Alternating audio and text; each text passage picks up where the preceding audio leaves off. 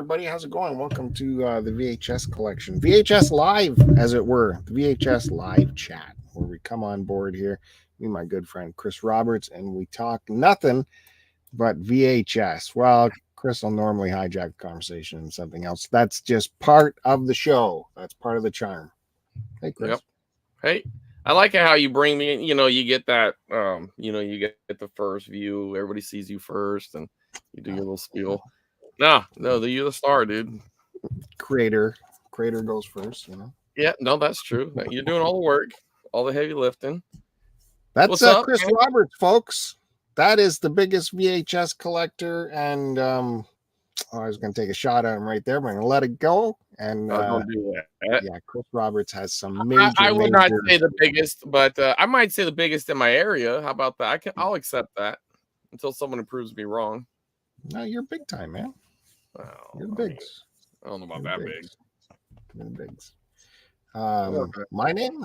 Thanks, Chris. For I mean, it says right there, Bill. Welcome. This is episode. What did it say? What did our post say? 36. I think it said 36, which it probably should be about 70, but someone keeps taking long hiatuses, taking train trips across the country and getting COVID and various things. Hey, was that privilege? I like to experience things. Yeah. Yeah. Hey, you mentioned the train thing. Go check out my train video, training across Canada, over there on the other channel. Actually, it's on. I think you could say it. I don't know what that channel's called. It's my personal one. It's Bilco. Oh yeah, Bilco Prod. Look for Bilco that. Prod. Yeah. See, how do I know it and you don't? It's your channel. That video, man, it's cruising up to around 10,000 views. It's a 40-minute video on a 0 subscribed channel. I don't get it. People love their trains. People want to watch it, but they don't want to see any more of your stuff. They're just like, we'll watch this one video and then we're out. Yeah. We'll even throw you a mercy sub. So rude. Exactly. But yeah, I'm happy with that video. So we'll continue on that series over there on that channel. The next we'll drive down to Banff and meet my buddy Dean and explore the mountains. That's going to be. Do you have any towns that are just like, I don't know, like Susanville or something normal sounding? Is it always weird? Well, I mean, I noticed. Okay, someone was selling a concert shirt or something, and on the back, you're reading all the tour dates. Actually, it was a wrestling shirt, and it showed all the tour stops. And then they showed the Canadian portion. What was like Medicine Hat? Like, come on, dude. Yeah. Medicine Hat? I mean, yeah. I'm assuming that must be like tribal or something, but still, that's kind of weird. That's weird.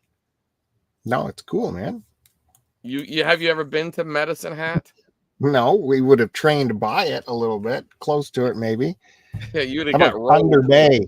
Could you have a cooler name than Thunder Bay? Now, Thunder Bay is cool. Medicine Hat is weird. Saskatoon. That's too many letters. Hey, VHS Mikey's here. Thanks for joining us, Mikey. It's good to see you. Yeah, Mikey's always good. And check out his latest video; is really good. And I know he's got some more in the works, but he's doing a little pickup stuff. Yeah, he showed some mail the other day. It was really entertaining. I mean, this guy goes all out on what would normally be a basic video for somebody else. They'd be like, I got this. And no, it's like he's got ghosts and talking tapes and, slime and fog machines and everything. He's got all the things.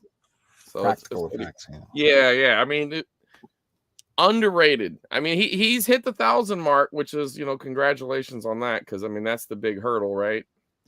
You got to get there to get to the, on your way to money. Yeah, exactly. But yeah, no, it's great. I mean, he's made it, and keep going, Mike. It's awesome. Hey, so since this is the VHS show, I thought I'd start off with some stuff that I got in the estate sale. Want to check it out? Is this the big thing or just recent estate sale? Well, I hit 2 big ones this previous weekend, and you know, there was a lot of things at it, right? All right. Okay. You saw some pictures, but no, but before you show anything, let me just show you, because it's the VHS show, so we got to start off with some DVDs. All right, so and you know, and I'm not even a big fan of this movie AVP, but I mean, it is kind of cool. It's got the blockbuster case, and I don't know. I know some people kind of like make little mini collections of these, and you know, it's got all the stickers and all that, and I don't know, they're just kind of cool. And not that I was the hugest blockbuster fan at the time, but I do think it has an important place in rental history. I mean, it had exclusive stuff. You know, they were able to flood the market with the big movies. You know, if you wanted to see Jurassic Park, you knew they were going to have 30 copies, and mom and pop would maybe have 2, you know, maybe 3. You know what I mean? So it definitely had a spot. Mom and pop, I mean, I felt had the cooler stuff. They had a bit more kung fu, more horror. You know, they had that little part where you pull the beads out, you know, because that's where you always went, that little room where you had to move the beads and go back there. It was Old West doors. Yeah, there was those swing doors. Right. But anyway, I still think it's cool. I mean, you know, and I mean, now they're kind of making a little nostalgia comeback. They're talking about opening up kind of like a, I don't know, bar, restaurant. Maybe you can buy merch and stuff in LA. So it's pretty cool. God, they're just an evil. They were evil though. Well, I mean, yeah, it was definitely a monopoly situation. They were the Walmart of their you know, of their genre. I mean, I don't disagree with all the negativity, but I also think like there were some people that was their only experience with video stores. You know, was going to Blockbuster, and that one was a little more family friendly. You know, bright colors. You know, I don't know. There was. And you know, they did kind of push mom and pop to lower their rates a little bit. They gave competition, you know, so sometimes it was good. I mean, it just sucked when your favorite store went out of business. You know what I mean? Yeah, but they played dirty pool to they did.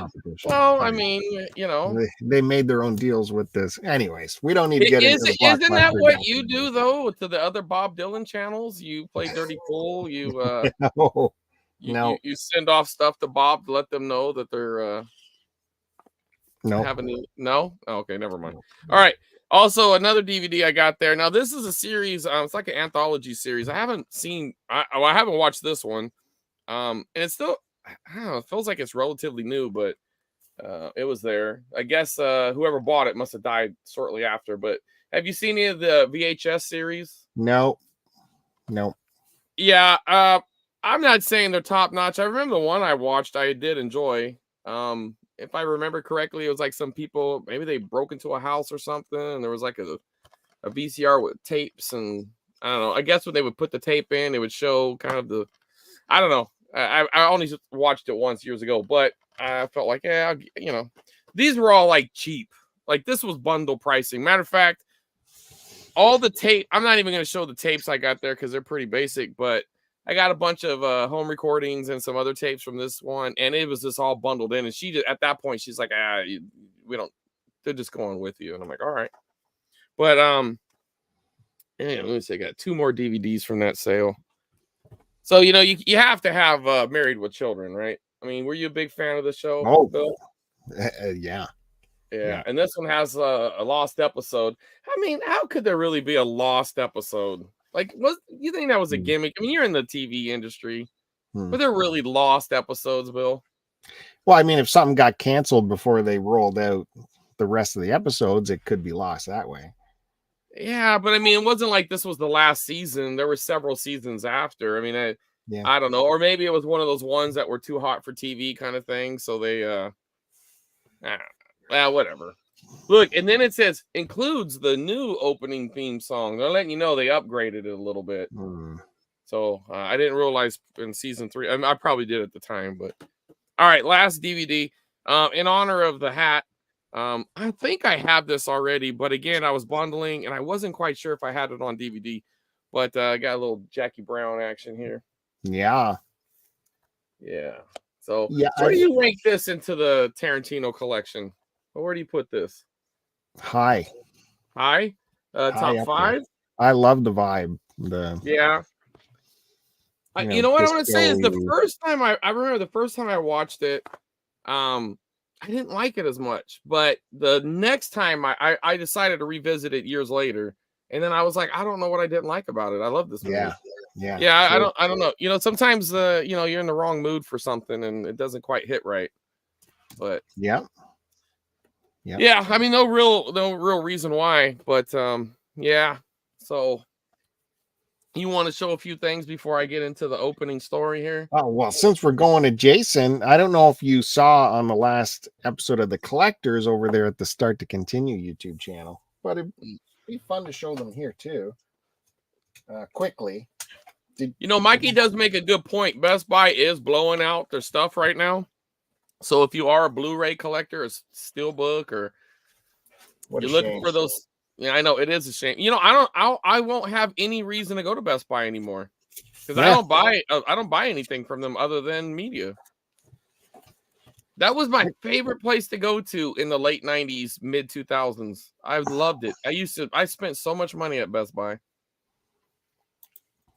I got some laser discs. I don't know if you saw in the last Collectors. I did not see it, but I'll just go quickly. Got some Apocalypse Now.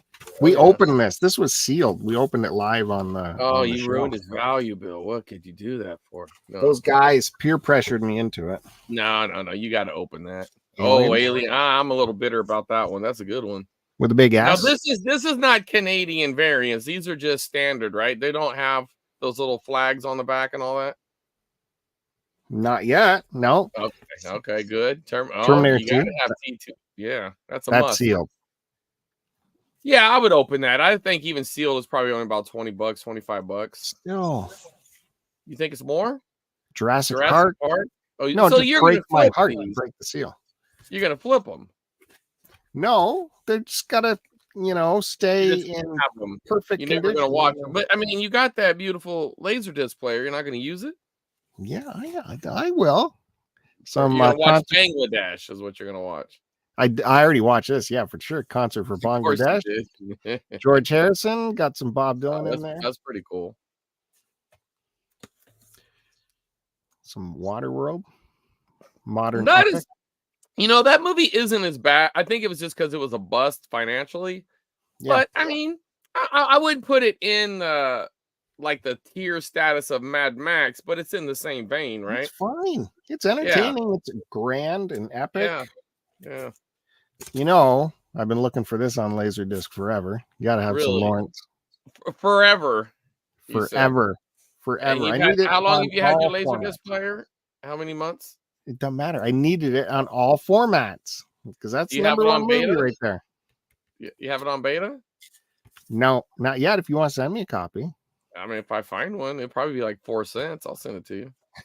Be 4 cents, eh? Yeah. Yeah, that even has a nice plastic sleeve on it. Well, you should take that off and put it on one of the better movies. Some Stargate. That's cool. And now see that one I am a little salty about. That is great. And that one's a gatefold as well. Gatefold. I thought this one did have Canadian branding on it, but yeah, it's an Alliance release. So is that a sticker? It's a sticker. Yeah, it's exact same release as the American, but they just put what you do is you hit that with a hairdryer, Bill. No, it means it's higher quality if you know it's Canadian. Yeah, that's basically how that always works. Well, my really good friend Roger Avery, he is Canadian, so I can't be too hard on him. There you go. Yes. Well, you should really bring it up with Roger when Video Archives is coming back because the hiatus is on for a while now. I'm starting to get nervous. Well, hopefully that means Quentin is working on a movie. True. I mean, they could stay off for a year or two if it means we get a new movie. I mean, I love the podcast, but come on. I mean, am I wrong? I mean, another movie would be great. Yeah. No, you're totally right. But go ahead. What else you got? Oh, okay. And then another one, since I didn't really finish adjacently. I don't really go through books much, but after I kind of go through the rest of the house, sometimes if I see there's a big stack of books, I'll look for my daughter. You know, she has a little Stephen King collection, and she likes other stuff. So I'll go through that. But I know they already been picked through, but you always know, like, these book people, they're lazy. So the way they had this stuff stacked, Bill, it was like these big, like, towers of books, right? You know, like maybe 10 rows, another 10 rows behind it, and then like a third 10 row, you know, behind that. So they're going through the stuff in the front, but, you know, you kind of have to move things around to get, they're just like, nah. And whoever, I don't know why, these were at the bottom of the stacks. Now, I mean, they're not like worth a fortune or anything, but they're just cool. And these were all $1. Well, I only got 2, but we got the Amityville Horror, which is true story. Yeah, well, true. Kind of like this one.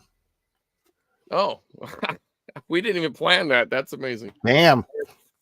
And then the one that I'm glad my daughter already had this, because I probably would have not given it to her and she would have been salty. But I have Carrie, which is a pretty short story. I didn't realize it was, you know, this isn't your typical Stephen King here. I don't recognize that cover. This is a first print book club edition. Oh yeah, book club edition. It's about $45-50. I guess the standard non-book club edition's about $150. Did you know on the book club editions, if you look within the last couple pages in the binding, you'll find a code, and that will reveal which print number it is and what week of the year it was printed. Oh, really? Well, we'll have to figure that out another time. All right. Okay, so let's backtrack like maybe a year and a half, 2 years ago, right? There was this you can go big screen. I'm gonna talk for a second. There was this a Facebook ad, huh? Yeah. This screen? Yeah. Okay. You could be bigger. You want to be bigger? No, you were like, I wasn't gonna show anything. That's fine. No, I meant split. All right, whatever. You know what I meant. Okay, so there was this Facebook ad. This guy had it was a really grainy, pushed back picture of like basically a big shelf of VHS tapes, and it said thousands of tapes, right? So I'm like, well, I mean, you got my attention, so I messaged them, hey, you know, what's up on those tapes? And they just replied back with a phone number saying, call this number. And the area code wasn't a local area code. It was like a Bay Area, which San Francisco, Oakland, Berkeley, that area area code. So I saw that and I was like, ah, whatever, you know, there's no long distance anymore. So I give it a call, and older gentleman answers the phone, and he's a little difficult. Just put it this way, it's always this banter, this back and forth. You don't know anything about, you know, a lot of bold statements from a stranger, right? I don't know anything about this, and this is, you've never heard of this. I kept hearing this, right, on this phone call, and I'm like, yeah, okay. He's like, well, what kind of stuff are you looking for? And I'm like, oh, mainly horror tapes. But I like everything. But I mean, honestly, that's where the value is. So I like to start there, and you know, the rest, whatever, you know. And he's like, oh, so like Dracula and Frankenstein. I was like, you know, a little more modern. We're talking like 70s, 80s, 90s. And he's like, oh, so you want the gore? He says, I'm like, oh, yeah, I want the gore. So then he tells me that, well, I'm sorry, but right now I'm only selling sci-fi, and all the gore and stuff is further back. And I don't know, I'm trying to visualize what he's saying, but I'm assuming it was some sort of garage setup, and it was packed, and he's taking what's in the front, and he's working his way through. I try to keep him on the phone, working him. You know, come on, man. Like, what if I help you? You know, you have anybody can help you? You know, let's work this out. Like, I'll buy it all if you want, but I got to know what you have, because he can't even give me titles. You know, he keeps asking me for titles. I'm like, I can name movies all day, but why don't you just tell me what you have? You know what I mean? Yeah. It was a very frustrating experience. So finally, I knew we weren't going to get anywhere. And he kept saying, well, call me back in a month, or call me back. I said, how about this? You have my number. Call me back when you're ready. And I got cash. I'll bring cash and we'll make a deal. Well, I forgot all about him, and he must have forgot all about me, and I never heard from him. Well, a few weeks ago, I started noticing somebody putting up these little mini lots, and they were horror tapes and things that, you know, I'm looking at them. I'm thinking they don't have any price. Well, they did have prices, but in typical Facebook fashion, it'll either say free or like 100. Like, you know, it's not really their price. They just pick a number, and when you message them, a lot of times they'll be like, "Well, make an offer," or they'll give you an individual pricing list and stuff like that. And that was the same vibe that these lots were giving me. So I'm looking through it and I'm like, well, you know, I start to like do the math. I'm like, well, that's, you know, about 150. That's It's like, all right. So I messaged this ad, and they reply back, call this number. And I'm like, wow, why does that feel so familiar? And I'm like, oh, I've done this before. So I call the number, guy answers the phone. Yeah, what's going on or whatever. How are you greeting me? And I said, listen, I know we've talked before. I'm calling about your tapes. I saw your ads and I like to come and check them out.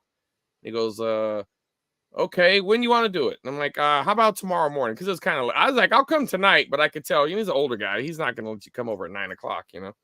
So I was like, how about tomorrow morning about, let's call it 9:30. Okay, good. I'll be there.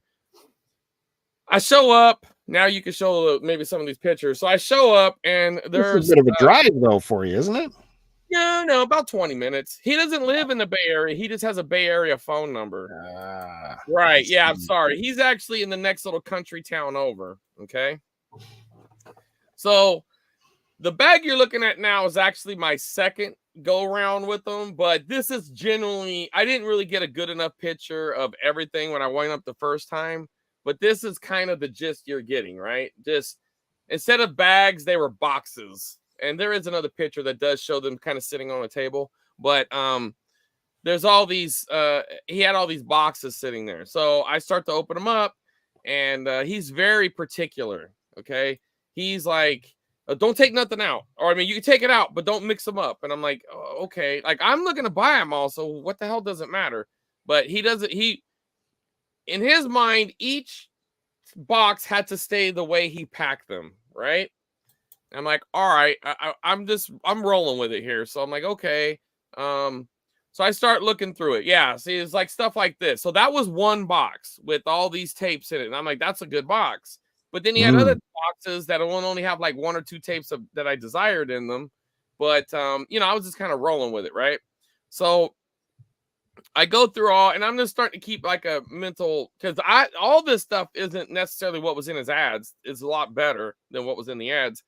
And so I'm going through it, and I start to see stuff I want. So finally I get to the thing. It's like, okay, look, what do you want for everything? And he's like, well, make me an offer. And I'm like, nah, you know, so if I make you an offer, I'm going to give you an offer you don't want to hear. Why don't you just tell me what you want? You're selling them, right? I mean, you have to have something in mind. And he kept going back and forth. He didn't really want to give an offer, tell me what he wanted and all this stuff. So, and then I just glanced down at the top of one of those boxes, and I noticed like 200 written on it. And then I looked at another box, and it had 150 written on it. And then I noticed another box that 175 written on it. So then I came to the conclusion that that was his pricing. That's what he thought they were worth. So then I was like, well, I kind of see what's going on here. You're not going to be happy with what I'm going to tell you. And he goes, why is that? And I was like, well, I see you have 200 here, you have 300 there, you got da da da. I was like, I can't give you that, you know. I was like, what I can do is I can make you a fair offer, and I'll tell you what these tapes are worth. Because that was something he started off with initially, was very aggressive. Like, this tape's a $400 tape. And I was like, no, it's not. I was like, that tape sells for $75. He goes, no, it don't. I was like, okay, you want me to prove it to you? And so I just pull it right up. Boom, boom, boom. Last one sold for $75.99. You know what I mean? It's like, look, you know, and I was like, pull another tape and I'll tell you what it's worth, and we'll look it up. So I did that a couple of times. And finally I started kind of earning his respect a little bit. Like, you know, like, well, you guy must know what we're talking about. So we kind of like broke through that barrier.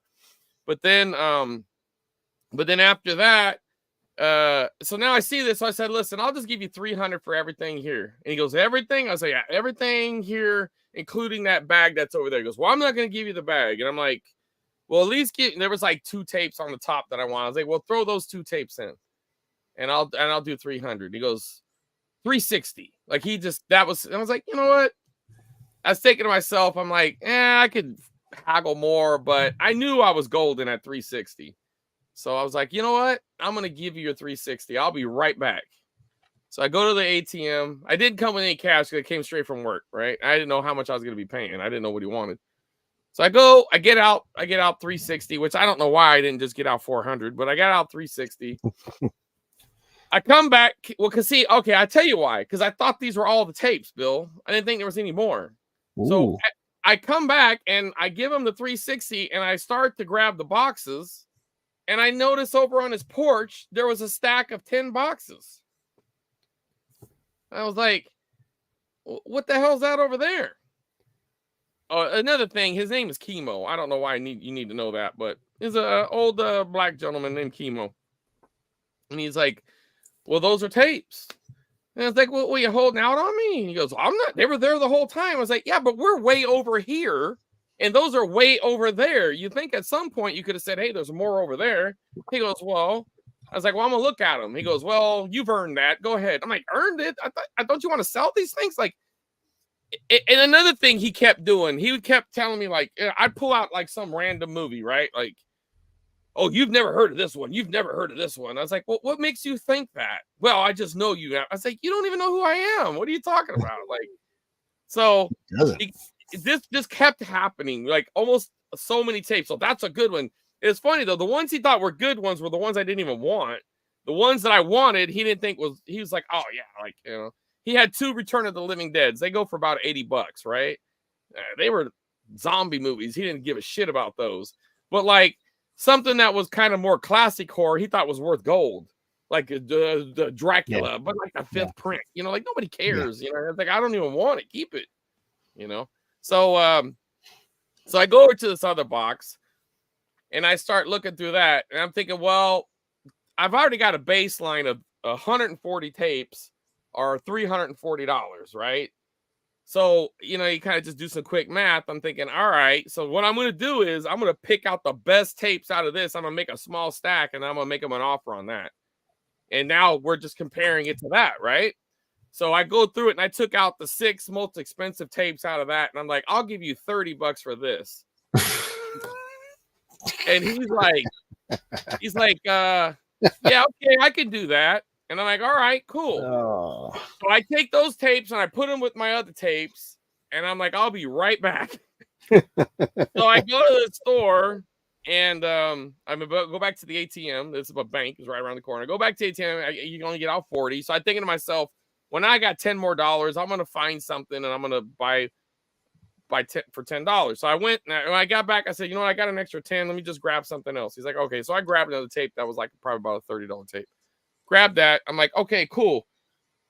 But what I didn't realize is as I was walking up, he had went to his garage, Bill, and pulled out 10 more bags.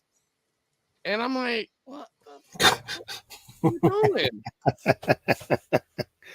So he's already got me up to $380, right? Which, I mean, I if he was doing this intentionally, bravo, Chemo. You know what I mean? But I don't think he was, you know, I didn't get that vibe. But if he's doing it intentionally, it's fucking hilarious. Because now I'm looking at it. And I start to look through it and like, oh, well, I can't sell these because I promised him to this guy. He said he's going to come back. It's like, when was that? And he goes, well, about a month ago. It's like a month ago. I'm here now, you know? It's like, so I grabbed like 3 tapes out of that bag. Well, actually, there wasn't 10 more bags. There was like 2 more bags, but they were bigger bags. So they would have probably equaled out to maybe like 5 bags of the other size, right? Because they were bigger. And so I grabbed out 2 more tapes out of that were combined. They're worth about $100. And I said, all right. I was like, I'll give you no, they were about $60 a piece. So it was about $120 worth of tapes. I said, you know what? I'll give you $40 for these 2 because I really wanted them, right? One was going to be an upgrade on mine and one would be an easy flip, right? So I'll give you $40 for these 2. He goes, well, you know, that guy could have had them. I'm going to put them to the side for you. I'm like, to the side? Like, I'm like, dude, why are we messing around, man? You want to sell them, right? There's $40 cash right in your hand. He goes, you know what? You're right. And so I say, okay, I'll be right back. Okay. So I go to the car, and as I start to go to the car, I tell him, hey, If you got any more tape, do not bring any more out. I got to go back to work. I'm going to be late. Don't bring it. I'm not going to go back to this ATM. Don't bring any more out. Just leave them wherever they are. Wait till I leave. So I go back to the ATM. I get 40 more bucks. So now I'm up to like 440 total, right? Which is still a fantastic deal for what I got. So I go back to the ATM and get 40 more dollars. I come back. And he walks into the car this time. I don't have to, because every time I've been getting out, walking over to him. And yeah, that was that. So then the picture with all the bags, that's when he had called me up saying that he had 3,000 tapes. And this was all that I got. This is what I got from the first run. The second run, we couldn't make a deal.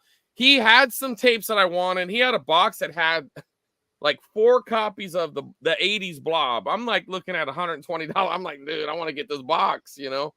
But he wanted it. It was all or nothing. And he had just too much of nothing. Like he had this bag of Bill. This bag was all Bible. This is how out of touch he was. Okay. There's a bag that had all Bible movies in it. You know, the best one would be like 10 Commandments and Ben-Hur and I don't know, a couple of the big ones, you know, from the day. And he's like, oh, this is a great movie. And I was like, you know what? I'm not disputing it's how good of a movie it is, but it isn't worth anything. I was, oh, no, that bag right there is worth $500. And I was like, you couldn't get $5 for that bag. I was like, I tell you what, how about this? We'll go down. I'll come back tomorrow. Or no, I was there that day. That was a different day. I was like, we'll go down to the thrift store right now, and we'll see. We'll tell them, and we'll tell them $50 for that bag. And if they give you $50, I'll give you $500. If not, you let me buy everything here for $200. You know what I mean? He's like, oh no, I can't do that. I can't do that. And I was like, you know what you're talking about, man? I can prove you wrong. I was like, I don't want to be hostile with you, man, but you keep telling me what I've never heard of. And it's like, I've heard of all this stuff. And the stuff I haven't heard of, I don't care. You know, I don't really like the Green Martian or some random. He valued these 60s sci-fi movies. And I understand because it was like his era, right? But who cares? You know what I mean? Like nobody cares, dude. I was like, you can keep all that, the Gone with the Wind and all that. Nobody cares, dude. Like keep it. You know, we're not talking about whether the movie's got quality or not. But anyway, so I got all that stuff. I upgraded some tapes. I kept some stuff. I'll show you a couple of them that I kept. A lot of them I didn't need, but you know, when you're going there to flip, that usually isn't the thing. But this one, I don't think it ain't really worth anything. But well, here's what's this picture? Is this everything? This is the gold. This isn't everything. This is just the stuff that was the higher dollar tapes from the first pickup. Okay. There was there's like still like 5 boxes full of other tapes that are worth, you know, like they're like $5 tapes that I'll sell at a tape swap for like $5 a piece. But this is all the stuff that was like, you know, $20, $30 and up. You know what I mean? I mean, other than maybe that Silver Bullet, that's probably a $5 tape. But there's most of that stuff, like that that Breeders with the blood built on the one that's on the right there on the front row. It's got like a blood packet in it. Yeah, yeah, that one right there. Yeah, that's like a $40 tape. That was one of the 2. Well, no, not that one, but that was one of the ones I got in that 6 stack when I went back. But you know, that Return of the Living Dead at the top there on the right, there's 2 of them there. Those 2 were, you know, good ticket items. There was 3 animators. The Reanimator, man, that's like $70, $80 tape now. It's crazy. But there were some in there that are kind of basic, like those Dawn of the Deads aren't really worth much. And you know, the Chucky I sold as a set, so it was kind of like moving it that way. But no, it was good, man. But Canada. What's that? None came to Canada. Well, I got some of those in those other boxes for you. Yeah. You know, you can get Stephen King, and he thought the Stephen King movies were gold. Oh, these are great. I'm like, nobody cares about cat people, dude. You know what I mean? Like, nobody cares.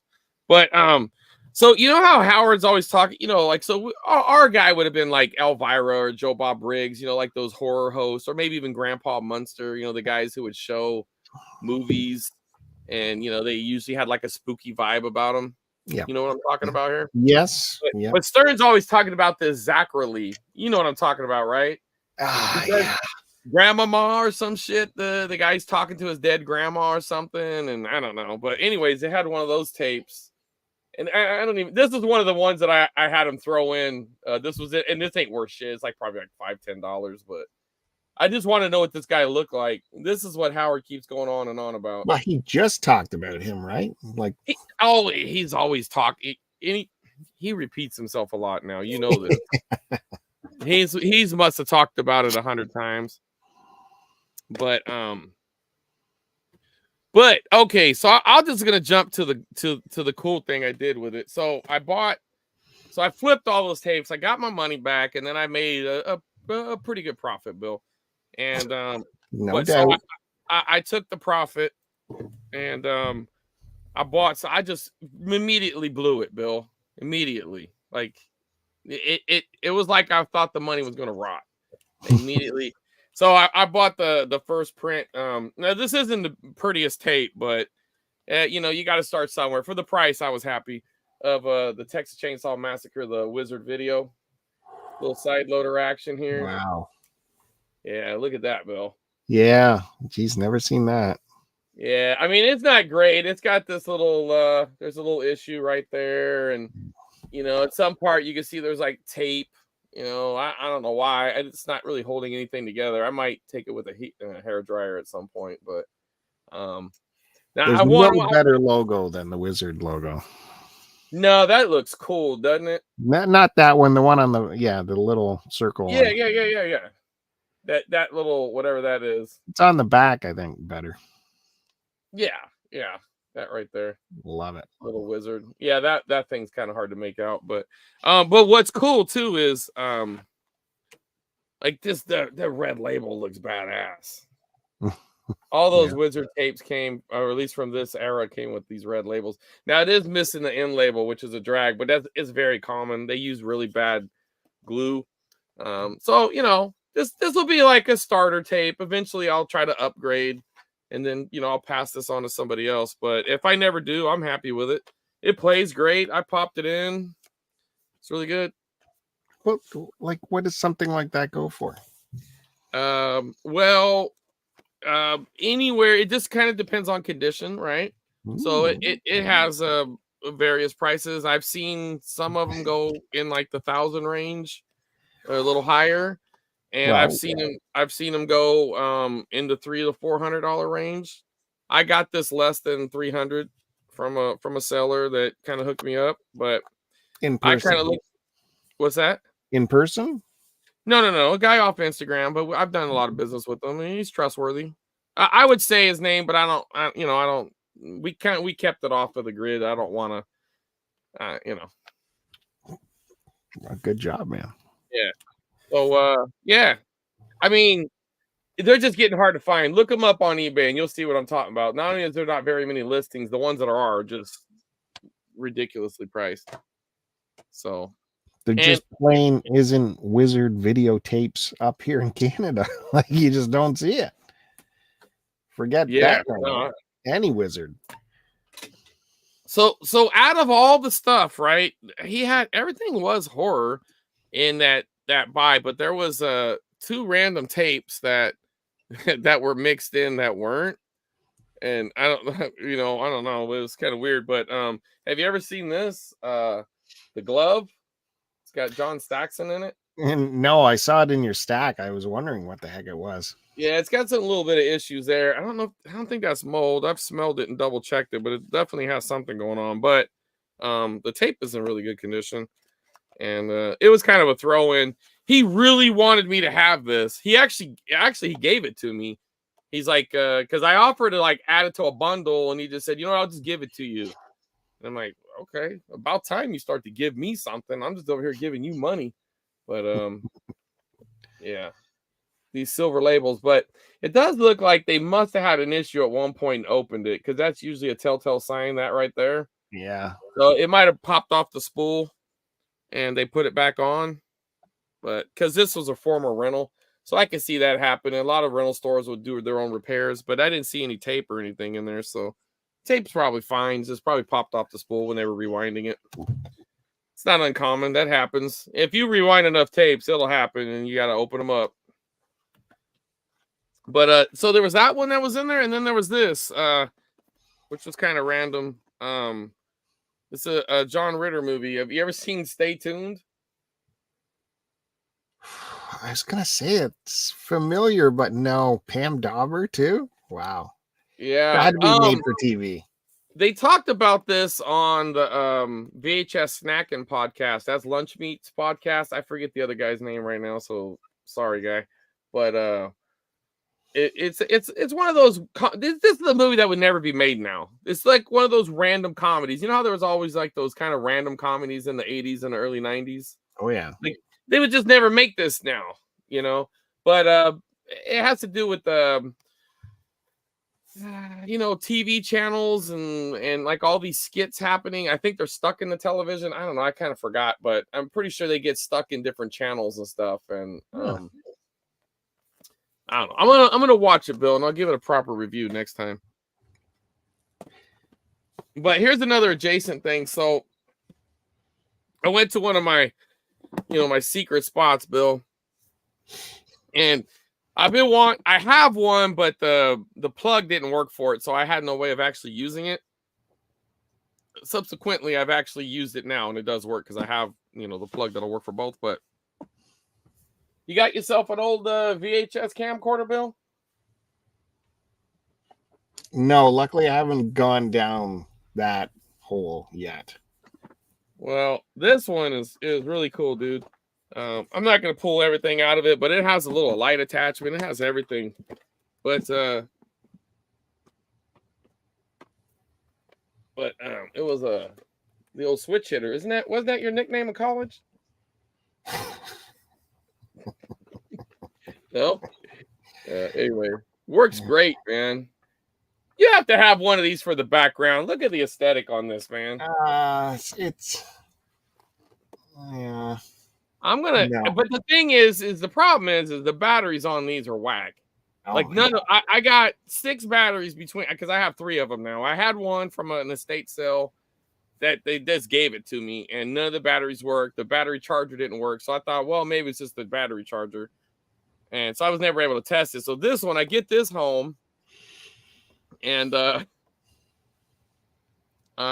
yeah, okay. So he saw the movie Wayne's World Zombie Part. You're right. It has all this. I don't know. I haven't watched it in a long time. It's a good movie. Back to Stay Tuned. But anyway, back to this. I don't know, man. There's just something cool about it. I want a good battery though, Bill, and I don't even think they exist. I don't even think it's not going to happen. I know, because like all of them won't hold a charge at all. They won't even not even like a minimal charge. So you can't even really take it out in public and goof around unless somehow.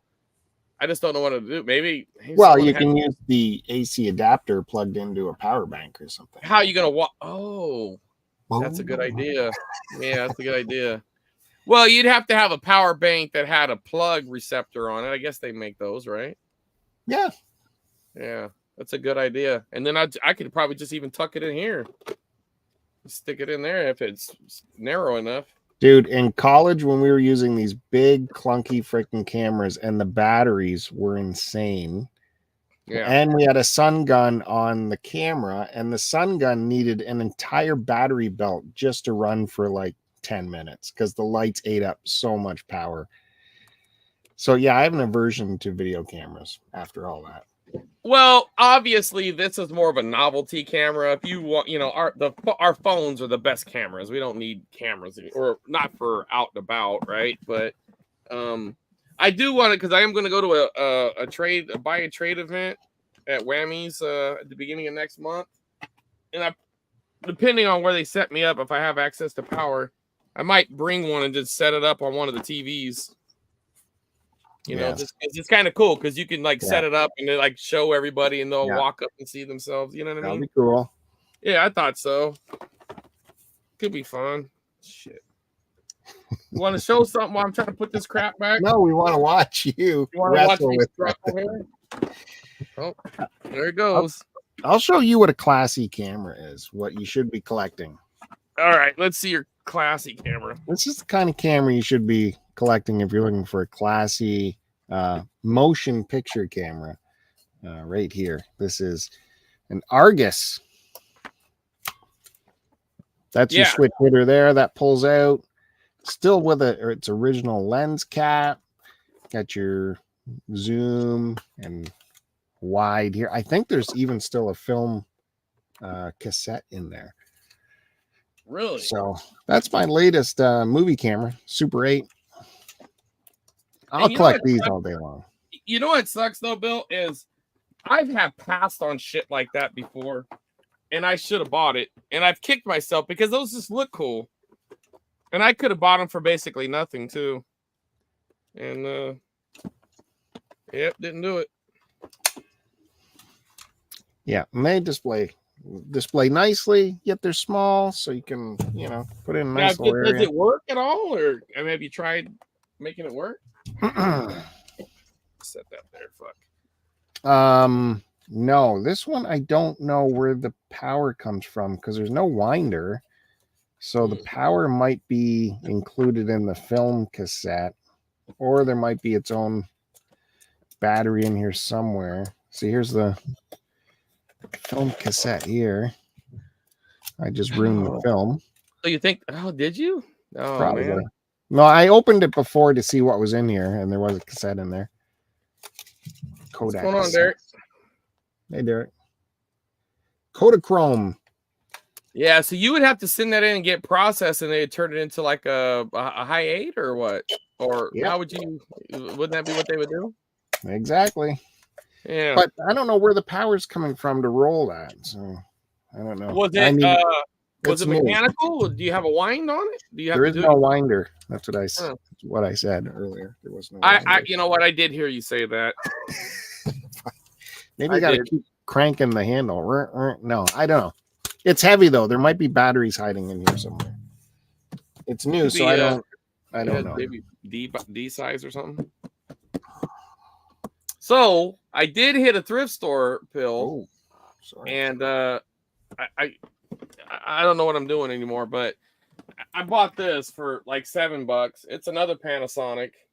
The switch hitter one, that's the one I'm definitely keeping, no doubt about it. But I mean, this is like the money in the bank briefcase. You know what that is, right? Money in the bank briefcase. You know, in wrestling, like you win a match and you carry this briefcase around and you have the contract in it.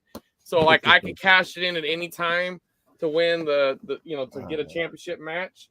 Okay. So I got the money in the bank briefcase here, but inside of it also has another one. Shit, it's all upside down. All right. Now, anyway, it's just another damn camera. Well, I want to see it. All right. Shit. You just want me to have to pull all this crap out. Well, you brought these home for some reason. You have to store them. Now's your chance to. Out of the 3, I'm definitely going to take one to the Whammy event. Hey, what's up, Kevin? This one came with the instructions, which is kind of cool. Little owner's manual. Yeah. I mean, this one was pretty complete. Everything works in this one too. It doesn't have the light attachment, but it does have the point. You can put the light on it. Like I said, I'm keeping the other one. The other one, that one's it's dope. I love everything. It's a little lighter too. But man, Panasonic, I don't know if they were. I don't know. I feel like they were the best ones of these at the time.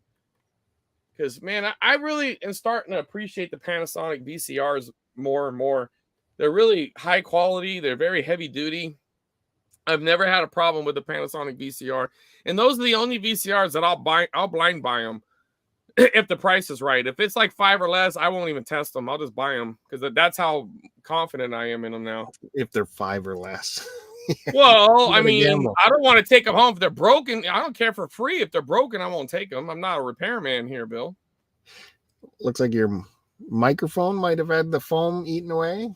Yeah, on this one, that's usually the thing that goes on all of them. But it still works, though, because I recorded inside the store. It had a tape in it. I plugged it in. I started recording inside the Goodwill.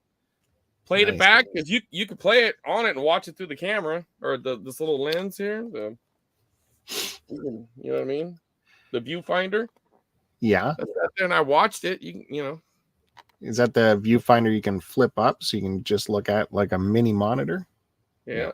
No. Well, you can hold it like the this. eyepiece flips up. Right, the eyepiece. Yeah. Just the eyepiece. Right.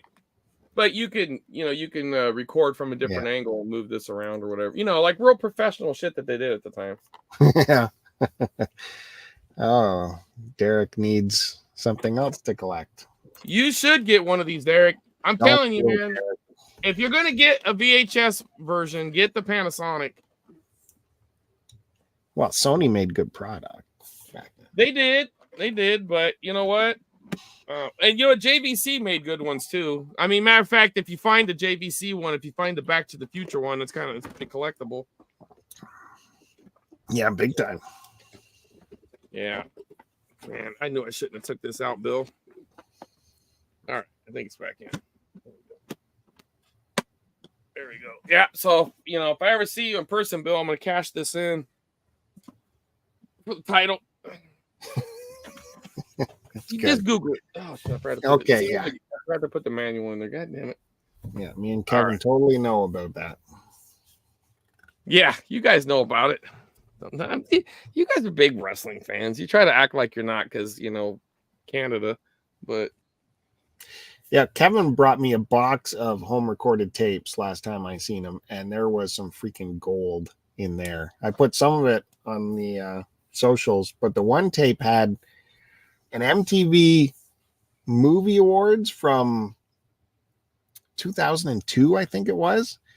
And it was hosted by Jack Black and what's her face, Buffy the Vampire Slayer. Michelle Gellar? Michelle Gellar. Sarah Michelle Gellar? Yeah. And oh my God, there were some bits that were crazy. And the White Stripes performed. They did a melody. Are you gonna put that up? The performances? Yeah, totally. Yeah. It had some really good stuff. And sadly, you get to see some performers that aren't with us anymore, even though that was only 2002, young performers. Oh, there was also an Eminem performance too for the people that hey, gotta get some clicks. Yeah. You can't deny the guy's stature, you don't have to like the music. No. But I mean, that was a huge show. Wow. Yeah, well, that if you probably go back, that might have been one of the last huge ones. Like how big are they now? Like who even cares about that shit? You remember that was like such an event. Is there an MTV Movie Awards anymore? I don't know well, maybe not the movies, but just even the music awards. Yeah. Like, does that even matter? Would you spend your time watching that? Jack Black, he was okay. He was Jack Black. He wasn't super thin. No, he wasn't like Shallow Hal. Well, he was thin by Jack Black standards. Yeah, he was trying. But man, he did a Lord of the Rings spoof. It was funny where the one ring he made into what's that ring called that you attach to your oh, like a penis ring? Yeah. A Prince Albert. Oh. I thought you just wanted to make me say it. Yeah, Prince Albert. A Prince Albert. That's not a Prince Albert. A Prince Albert's when you put a piercing through it. Through what? Your penis. Like yeah, tip. That's what he did with the one ring. Oh, he made it into. Oh, I thought he made it into a cock ring. No, you're saying he made it into a Prince Albert thing. Come on. Derek's ears are gonna fall off. You talk like that. You're the one who kept it going. You could have just moved past it. All right. You want to show some tapes or what? Yeah. It's been an hour. I don't think. I've showed 4 tapes already. What are you talking about? I got a massive stack here, if you can see. Okay. Well, everybody, that was the good stuff. That's what I was gonna say. Unfortunately. Chris had to blow the load early on. Well, no, I have some other good stuff, but I mean, if you guys want to go get some, get a drink right now, or some toast or something. This is, the room I have for tapes is at its pinnacle, so it's got to be good stuff if I'm grabbing it. So there must be a reason why I grab these. So yeah, but you don't necessarily, you're not always necessarily going for value. You're going for the stuff you like, which I appreciate that. Yeah. Yeah, I mean, you're going for movies you want to watch. Yeah. or that the cover is super cool, kind of like collecting a hockey card. You know, the image is so cool. I mean, we didn't have hockey cards in the States, but I know what you meant. Excuse me. I mean, they probably did, but you had to go to like a specialty shop. I'm sure you did. Yeah, but it was like baseball, football, basketball, and hockey was like in the NASCAR section. Oh, still adjacent. Did I ever show you the James Bond tarot cards I found at a yard sale? I think you made a video of it, did you not? Yeah. Well, it's been so long since we did these. I don't think I actually showed it to you here. It is official James Bond merch that came out with this movie, which is one of my favorite Roger Moore movies. Yeah. So which is your least favorite Roger Moore movie? That, when Sean Connery goes to Japan and they try and pass him off as Japanese. Okay, I said Roger Moore, not James Bond. Oh, you want to know your least favorite Roger Moore James Bond movie? There aren't any. Well, yeah. Oh, so they're all equal. Yeah, people would say Moonraker. People would say Moonraker because it's easy, but Moonraker is quite good. And just in the end, it's really campy, though, right? Yeah. But this comes with your 007 actual real cards. Yeah. That's pretty cool. So those are like legit tarot cards, but 007, but they're not like with him on it. They're just tarot cards then. Yeah, no, they're legit. They're the same graphics so that's that the were same in the one movie. He used in the movie. Yeah. Oh, that's pretty cool. Yeah. And she just gave me this. This was in her free pile at a yard sale. I'm like, yeah, I'll take that. And then the book, How to Read Fortune, and all that is in here. Yeah, from Live and Let Die. Oh, okay. That's good. You ready? Yeah. Take a chunk here. What do we got here? Oh, some Brandon Lee. We like our Brandon Lee. Rapid fire. I thought you were bringing in quality. What? I don't understand what's happening. I think I grabbed this because it is a feature-length screener, which is kind of neat. Oh yeah, screeners are all right, I guess. It's got the street date on here, so the vendors know when they're going to have this by, and the label is neat. Preview video cassette from Fox Video. Yeah. Is that something you're used to seeing? It can. Every screener is a little different. The more modern screeners will sometimes, let's say, like for your consideration, they were sent out to voters, but then there's like some screeners that went to rental stores. Different kinds. I think this was just a freebie thrown in. Sony Chiba. I think that's a real dude. That's a famous fight choreographer too, isn't it? Sounds super familiar. Yeah. Legend of the Eight Samurai on an awful distributor, Front Row Entertainment. Yeah, that's garbage. Metropolis, big silent film fan. I need to get a copy of that, but I know there's a bunch of versions though, isn't there? That some have more parts to it than others. Yeah, you're right. Yeah, they found more material. You might have like 4 or 5 different versions of it or something. Ooh, The Last Starfighter. Yeah, it's a good movie. Yeah. Got our Canadian stickers here, the ratings, and yeah, Kevin, these are the top shelf tapes. Yeah, that's good. That's real good.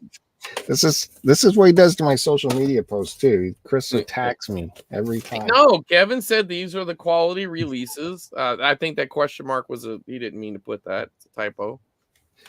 The Meaning of Life on VHS. Come on. So when's the last time you've watched that movie? You're gonna sit down and watch that.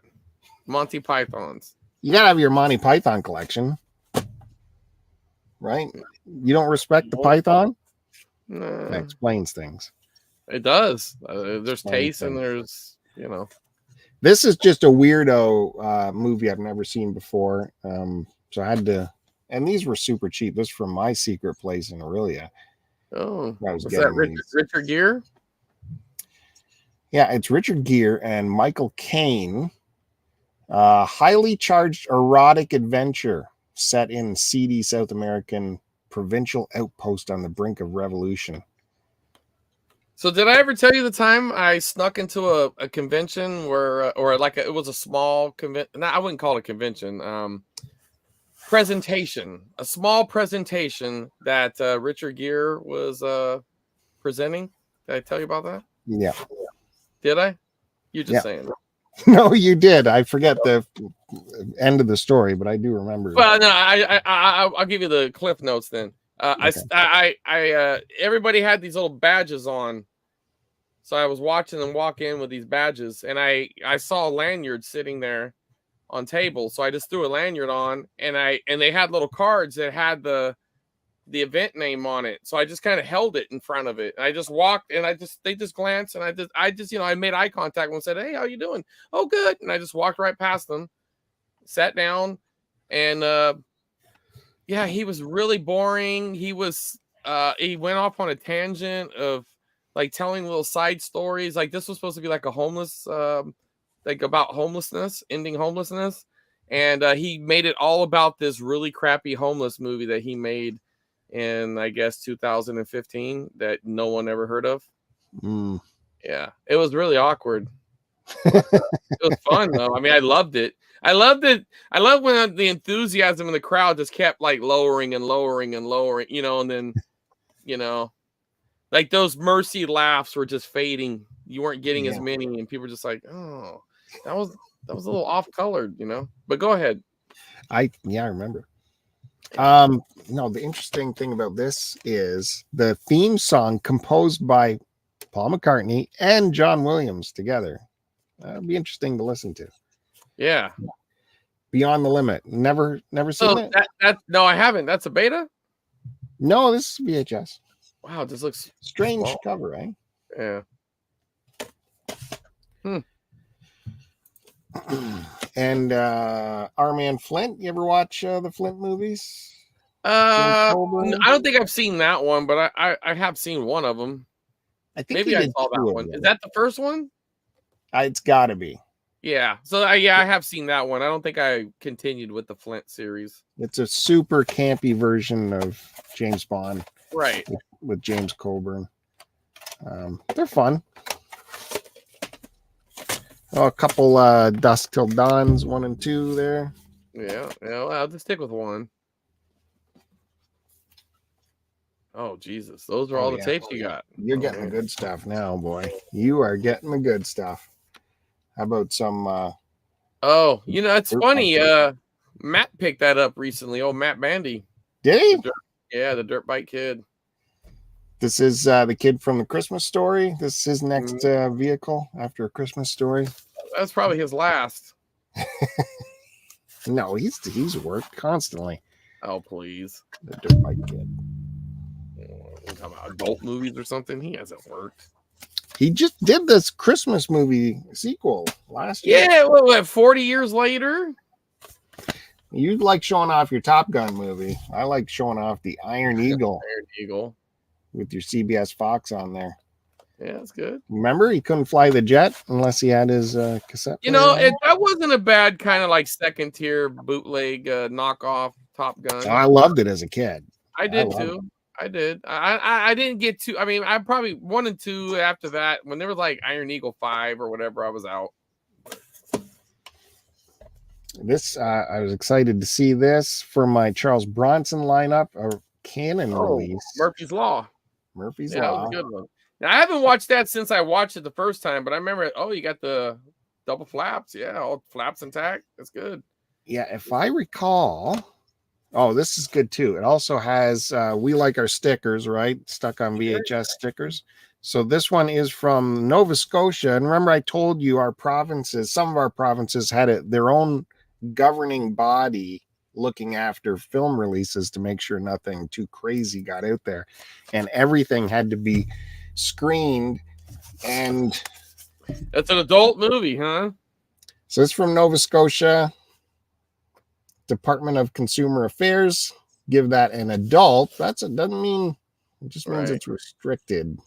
But that's your version of rated R. Restricted. That's what R means. Sure, I know that, but you put adult on the other side, Bill. That sounds like pornography. I know. And then, yeah, this is. Oh, you got to help me out with this because I do want to keep this so bad, but why wouldn't you? There might be a hint of mold there. Oh, maybe. See that? Yeah, it's hard to that could be. God damn it. You know what though? If that is mold, I mean, if you happen to have one of those Geneva cleaners, because they're really common, you should just obviously they are not common, and we don't have that. Now, if you have a speck of mold like this is a speck, right? If I just ran that through a cheap, DVD rewinder, would that knock it off?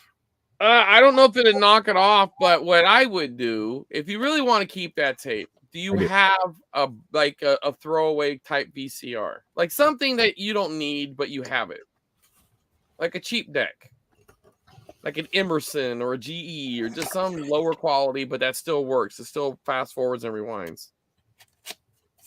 I don't have cheap VCRs. Well, pick one up and take the top off and follow Lunch Meats. There's plenty of videos on YouTube that'll show you how to clean it with a VCR. Okay. You take the top off, get a Q-tip. Mikey put one out. See, Derek has one just for cleaning tapes. So Derek has a VCR for the bathroom and a VCR he's got a VCR for everything. So Derek, he's got style. What do you want? Okay. And then I grabbed the package with Gene Hackman. You grabbed the package, huh? I grabbed Gene Hackman's package. That's got to be good. One Man Racing. Yeah, I just haven't seen it. So I thought, and this was 50 cents. Why not grab it and maybe watch it? Sure. You'll like this. You like your special screening labels on there. That's kind of cool. Yeah. Rated R. That's restricted. That feels like a straight to video movie, though. And I think you'll get a kick out of this. Let's see. Some Ringling Brothers Circus. Yeah. Program book. Yeah, that's kind of cool. Look at that guy. Come see him. They are snapshots because every year they would change their program. So they are kind of yearly dependent or specific, I mean. I don't think they had 119 versions of them, but they every year they had a different. Sometimes they have different ringmasters, or they have different side acts. They would always have your elephants and lions and all that crap, but they would have extra stuff. This is going to be interesting, no matter what, to watch. Sure, knows sure. Who knows? Yeah, it's going to be wild. They're going to be beating on the animals and stuff. Oh yeah, might be rough, but. Is that all you want to do for me? You seem gassed by my. No, not at all. I was just checking the score. We're good. Keep going. Yeah, go ahead. Go through one more stack. I'm assuming that's all you got left, right? I got what? No, there's all this. Right. What do you mean all this? There's something beyond that other stack there? It keeps going down? There's 3 stacks here. 1, 2, 3. Oh, Jesus. Go ahead. I love my Red Dawn, most violent movie, of its time, most kills on screen. But I've never was that what it was known for at the time? Yeah, I've not seen this cover. Have you seen that? Yeah, that's a cool cover. I have that. It's good. Oh, you have that with the Russian on there, yeah. Besides that, nothing special. Flight of the Phoenix, Jimmy Stewart. Gotta have that. On Key Video and is Ken Boyd's tape.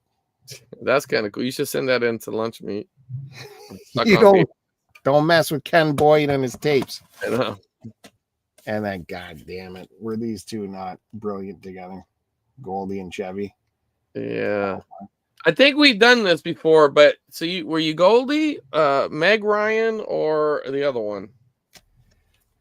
What's the other one? Melanie Griffin, Meg Ryan, or Goldie Hawn. I feel like they're all the same person at that time. No, Griffith isn't even welcome at that party. Well, but I mean, at the time, I think if you were making a movie and you were like, "Can we get Meg Ryan?" They're like, "No." Like, no, she's booked. Like, can we get Goldie? Like, no. It's like, what about Melanie? Is she available? No one said that. That guy would have been fired if he said that. Well, how do you think she got any movies? That had to be the process, okay? I mean, come on. So, all right, so she's out of the equation. Was it Meg Ryan or Goldie Hawn?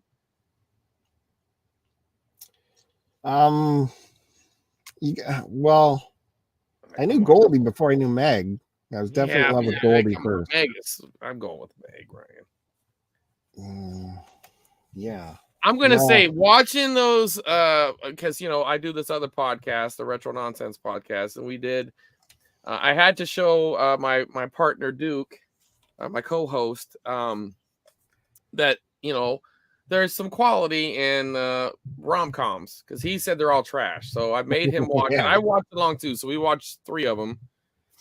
And man, I forgot how much I liked her. That her and When Harry Met Sally. I am so surprised how much I really like that movie. I don't ever remember I must have watched it, but I didn't remember it. And man, she was amazing. Now you got or what was the other one? Sleepless in Seattle. That movie sucked. She was good, but the movie sucked. But anyway, we're not going to go back down that. Anybody who's heard that don't want to hear it again. But anyway, that's the girl though, right? Come on, it's Meg Ryan. It's not Goldie. Goldie at this time. No, whatever peak, whichever their peaks are, just take them at each peak.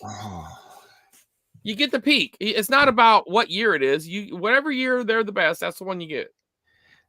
I got it. The legs on Goldie, man. Hey, you like what you like, man. I'm not judging it. I just want to know. Meg Ryan is way up there, but Jesus, Goldie in her prime.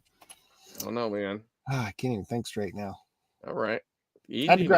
Again, this is another movie I never heard of, but De Niro and Philip Seymour Hoffman in a movie. That's an interesting cast, but it has to suck if you never heard of it again. Is by Joel Schumacher. That's weird. Like, what the heck? So how have you never heard of that? That's crazy. I don't know. I am gonna have to watch Interspace. I just picked that up recently on VHS, and I almost bought it on Laserdisc yesterday, but I thought, nah, I don't need it. But I'm gonna check that out, Kevin. Thanks for the rec on that. I just love the cover here, the Elephant Man. Now, is that the gatefold? No. Oh well. Throw that right in the garbage. Wow, right in the garbage. Sorry. I think this is an upgrade on my Romancing the Stone with you got your hi-fi on there. Chris Roberts loves the hi-fi banner. Still makes me think of that episode on Roseanne where someone went to the video store and brought back a tape, and it was I think Dan was trying to get frisky and he brought a porn home. It was called Romancing the Bone. That might be on here because this sucker doesn't have any label. No, it had bad glue on those. It just, the label just fell off. That would be funny if it was Romancing the Bone. Again, I kind of remember this, but don't. And it's Robin Williams and Peter O'Toole and Rick Moranis. They run a club directed by like a Club Med directed by Harold Ramis. Wow. So like it's got to be good. Sure. I wonder how inappropriate the jokes are going to be, huh? Club Paradise with Peter O'Toole. I love. Oh, I got some music ones here. Oh, great! Break them out. What? Break them out. Let's see them. I got some Stevie Ray Vaughan. Yeah. On VHS. Live at the El Macombo. You've heard of El Macombo, right? Oh yeah, I go to it once a year. It's a very famous club in Toronto on Spadina. Oh, hey, Kevin's got some bad news for you. Oh, well, you know how Kevin feels about movies. I'm gonna have to lean with Kevin on that one. It probably is terrible. Peter O'Toole never made a bad movie. You got the VHS version of The Last Waltz. Okay, so what's your favorite Peter O'Toole movie? Duh. Lawrence of Arabia? There you go. Okay, so what's your least favorite? Lee's probably Club Paradise. The rest are innocent. Okay. He was in The Stuntman. He was in what was that? The Year, My Famous Year or something. Anyways. All right. Get back to it. Return to Waterloo. But this is with Ray Davies. Man, these people must love it when you show up, Bill. But it's some kind of weird Ray Davies movies, from the Kinks. So Kevin's made a pretty serious accusation here, or allegation.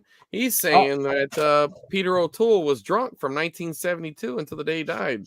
No, that's true. Him and Richard Harris were drunk for most of their adult lives, but that's what made them charming, right? So can you see different stages of them in a particular movie where they're more drunk or less drunk? Peter O'Toole is interesting because in his early career, like Lawrence of Arabia and What's New Pussycat, he's gorgeous, right? He's just an amazing blonde specimen of perfect masculinity.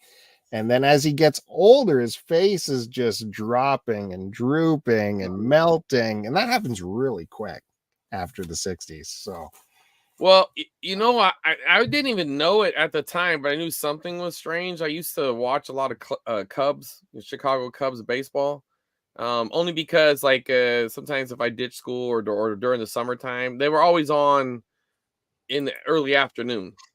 WGN, at the time, they didn't have night games. They didn't have lights at Chicago Stadium. They didn't have it until like the mid-90s or something. Oh. So, or Wrigley Field, actually. And anyway, you know who that guy, what's his name? I just said it. The guy who would sing "Take Me Out to the Ball Game." Skip Carey. Is it Skip Carey? What's that guy's name? You know the guy, the announcer. Is this the guy Will Ferrell does that? I think so. But okay. Anyways, this guy, he would always sing Harry Carey.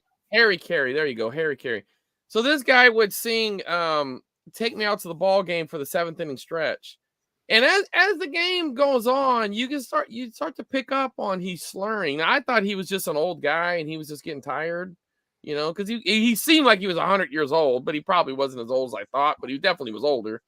And I think that guy was just getting hammered. By the time he was singing "Take Me Out to the Ball Game," he's like, 1, 2. And he's just, you go back and watch some of it, man. Like, he's just like, dude, how much did he drink? I was always thinking one of the times because they had kind of that open thing in front of him, right? Like in the press box he was in. Because, he's sticking his hand out over this ledge. I'm thinking, man, he's going to fall. That would have been great. Not if he died, I guess, but what a way to go, right? But all right, go ahead. Harry Carey, drunk. Him and Peter O'Toole probably got loaded together.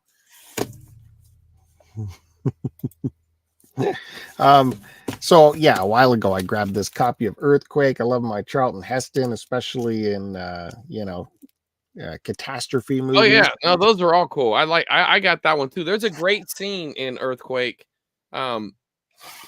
where they're in this building, right? And this guy, this older guy, I forget the actor, but he starts barking out orders because they're getting a group together. They're going to try to figure out a way to get out of this building. And he yells at this lady, "You rip that skirt off, give it here!" Like they're going to make a rope out of it. He just yells, just matter of fact, "Give me that skirt! Shut up and give me that skirt!" or something like that. I'm just like, damn. And she's okay, rips it right off and gives it to him. I just saw his mummy movie where he's doing the mummy thing, and he's a British archaeologist, so he has this British accent throughout the whole movie. And it's like, why did you have to make him from London? I don't, he's not going to be able to hold up that accent. Terrible, right? Yeah, it was bad. Yeah. It was really bad. Yeah. So this has George Kennedy, who's in every disaster movie. I think that's the guy that was yelling at people. Probably. He's in all the airports and airports and what else was there? There was a fire one, right? There was a Towering Inferno. Tower Inferno. There you go. But also Canadian actress legend Geneviève Bujold is in this. Well, don't hold that against the movie. But I found a better cover. Yeah, that's the one. I have that. Yeah. I was going to say, I've never even seen that cheap one that you got. Why'd you buy two? You bought them at different trips. Said I got this a while ago. Okay, well, throw that one right in the trash. Yeah, so I'll put that in your box. So okay. You have two versions. And then I saw this, and again, it's just 50 cents. Yeah, no, that's the preferred one. MTA release. It's nice. You gotta grab these when you find them, right? Some Police Squad. Police Squad. Look at that. More Police Squad. Man. Again, did I? No, this came from Goodwill for $2, but I paid 50 cents for it. Sure. Yeah. That's what you tell your kids when they're wondering. Well, we don't have a Goodwill anymore, so. Yeah. Again, do you want to take a turn or should I keep going? No, I'll take a turn. I want to try to wake people up a little bit. All right. Hey, I don't know if Mikey's still here, but just a shout out to him and VHS Surfer and Lunch Meat. We got the latest Meet the Collectors. I don't know if I showed this last time or not, but it does feature our good friend, Mr. VHS Mikey's in there. So he's episode 17. Nice. I've been dropping subtle hints to VHS Surfer, how much I love the series, and we DM a little bit, and just like, I got all these tapes over here. You never know, but we'll see.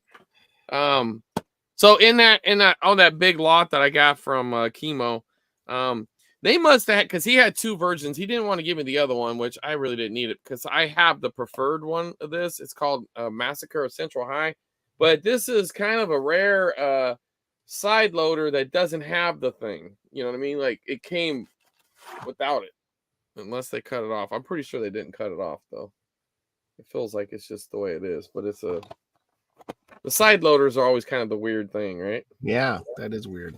Yeah, I'll probably sell it. I don't really want it. But, And do a couple. I sold 2 out of the 3 Reanimators because I do have Reanimator, but I had the rated R version, which is a black cover, and this is the unrated. But you got your Vestron video, so yeah. Duke was saying in your last podcast together how much he wanted a copy of that. He got it. Oh, yeah. Good work, Duke. I think I said I wanted a copy of that too in our last show. But oh well. I didn't hear that. Never seen this movie, but I'm assuming they were trying to piggyback off the Chucky craze. Dolly Dearest. This was in the lot. That doesn't look like Chucky at all. That's got to be pre Chucky, isn't it? I don't think so, dude. It's I don't know. I doubt it. I feel like this is a ripoff of Chucky. That looks super early effects. No, that's what's called low budget.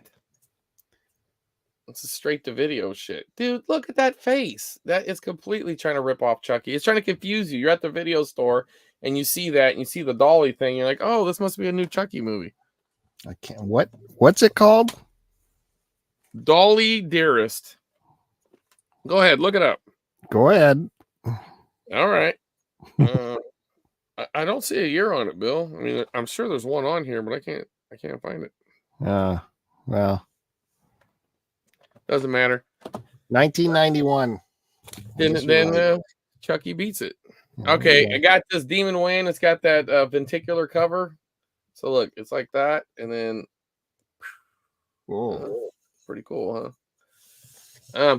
Now there was this thing. Oh no, okay, so at this point, I'm kind of annoyed with Chemo. This is the second trip, right?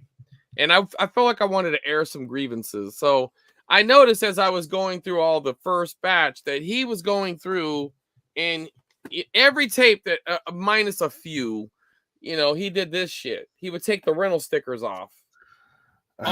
Even if they were on the box, he actually tore a cover trying to get it off, and just so OCD stupid shit, right? So and that idiot tried to even take this off because you could see how it's like not perfect. That's him. He tried to take it off, and it started doing that, so he put it back on. Yeah, he's an idiot. Huh? Your second trip of the day or a second day? No. Remember I told you he called me a few days later saying he had 3,000 tapes. He wanted to sell them all. So this time I was going to be aggressive. I was going to lowball the shit out of him unless he broke out something really good. And I was just not going to. And this is when he's breaking out these Bible tapes and just all this random crap. I mean, there was little good stuff sprinkled in, right? But it was all or nothing. I couldn't cherry pick. He wanted me to take it all or none. So I was like, fine, I'll give you like 200 for everything. And he goes, for everything? It's like, unless you just want me to take out what I want, you can keep the rest. And I'll give you 200 for that. So it's either I'm going to charge you for hauling this crap off, or I'll take the stuff that I want and I'll give you $200.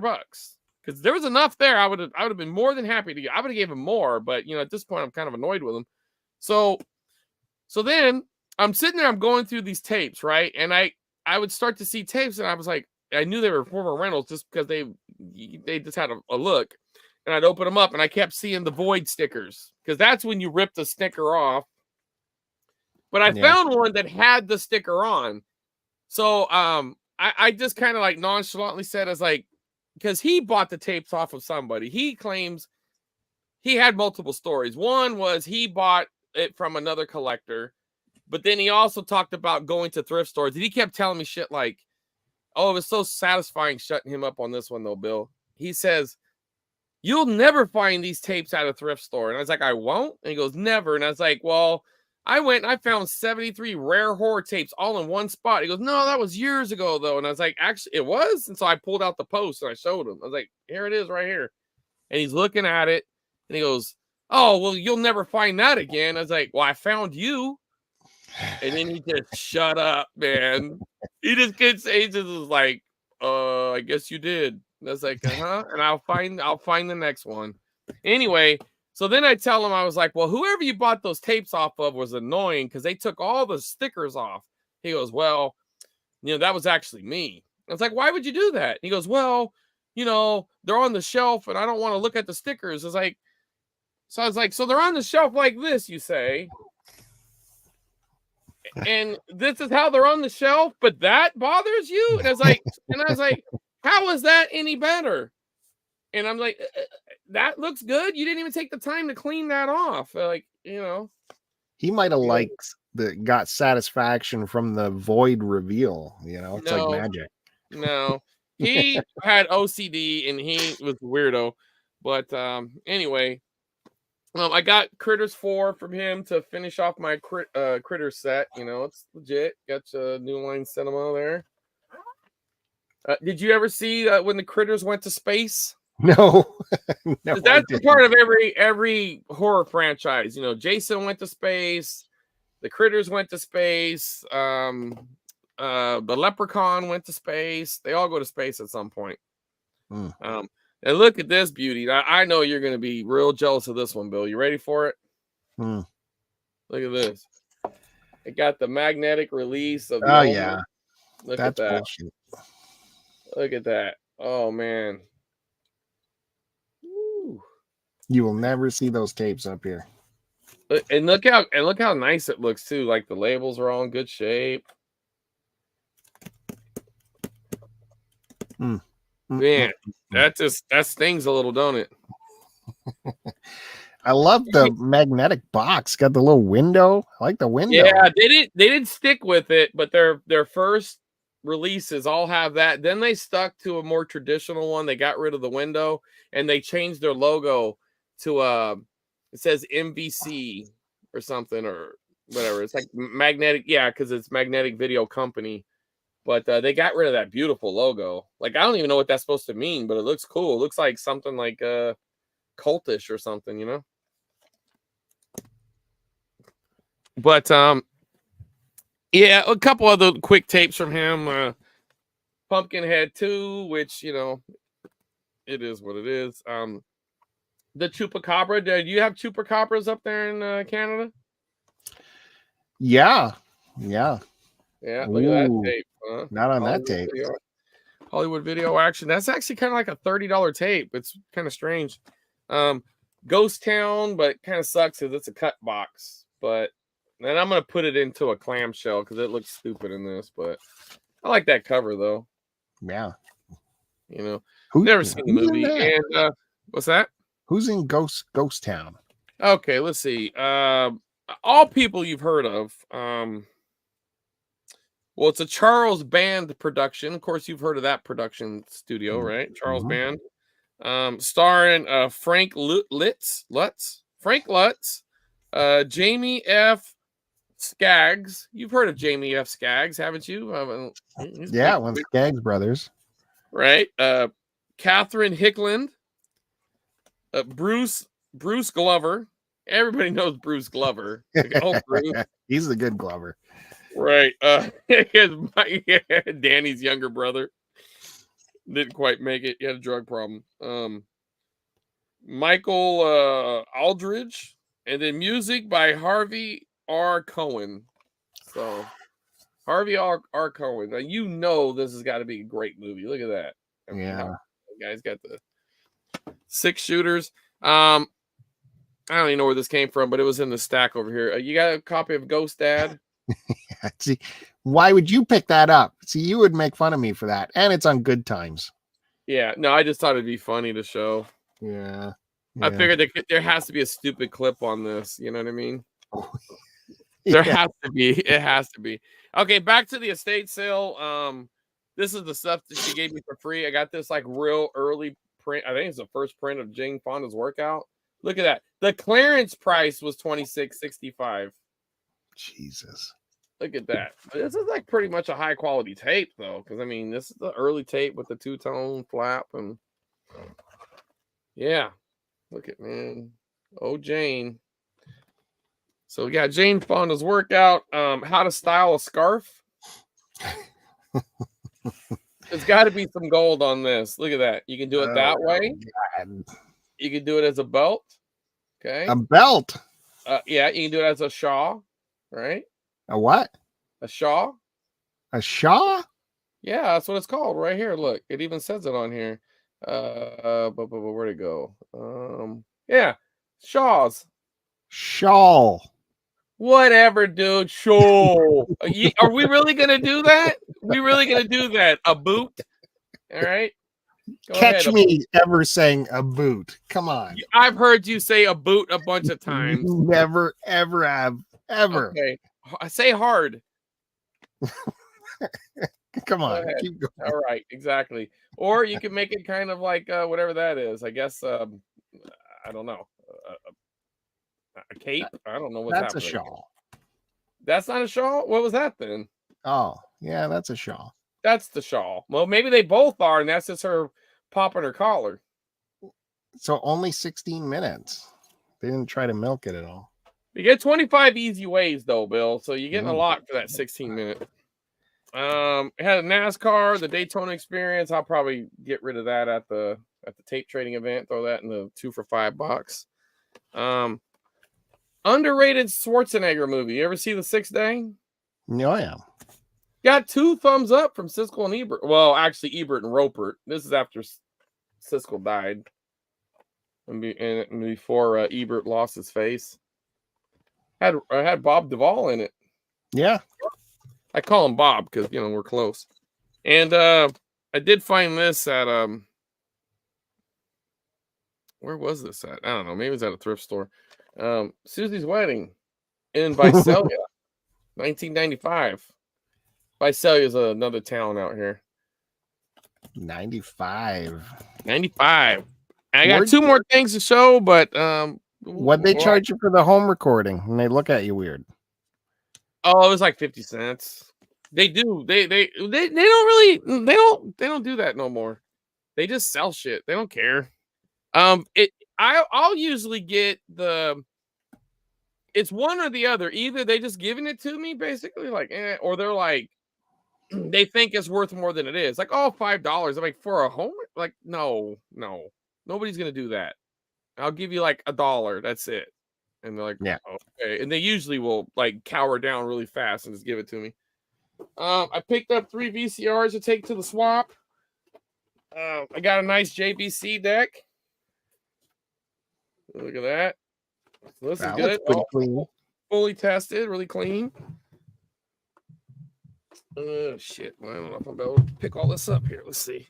Does that got the SVHS capability?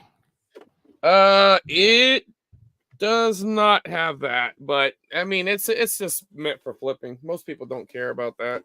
I mean, some do, like us, but. And I'm upgrading one of my Panasonics. This is actually a newer model. Really nice. It's even a little bit wider too, which I thought it was going to be older, but it turns out it's actually newer. And it came with a free cable too. So we grabbed that. I did get this at Savers, which is a big chain, but I think they're connected to your Valley Village. Yeah, it's them. Yeah, but out here they're not as bad as your Valley Village or Value Village. You guys don't like that, right? Didn't they turn against you? Jack their prices up? Yeah, their prices are extraordinary. Right. And I got this yesterday. Oh, thrift store. A little burner action here. I don't know if you can see that very well with the reflection. Let's see. Got the combo, DVD, VCR. Yeah, that's got the SQPB as well. Yeah, it's got a bunch of stuff in the back here. So that'll do the SVHS. Yeah, no HDMI, but still about a $70, $50 to $70 deck.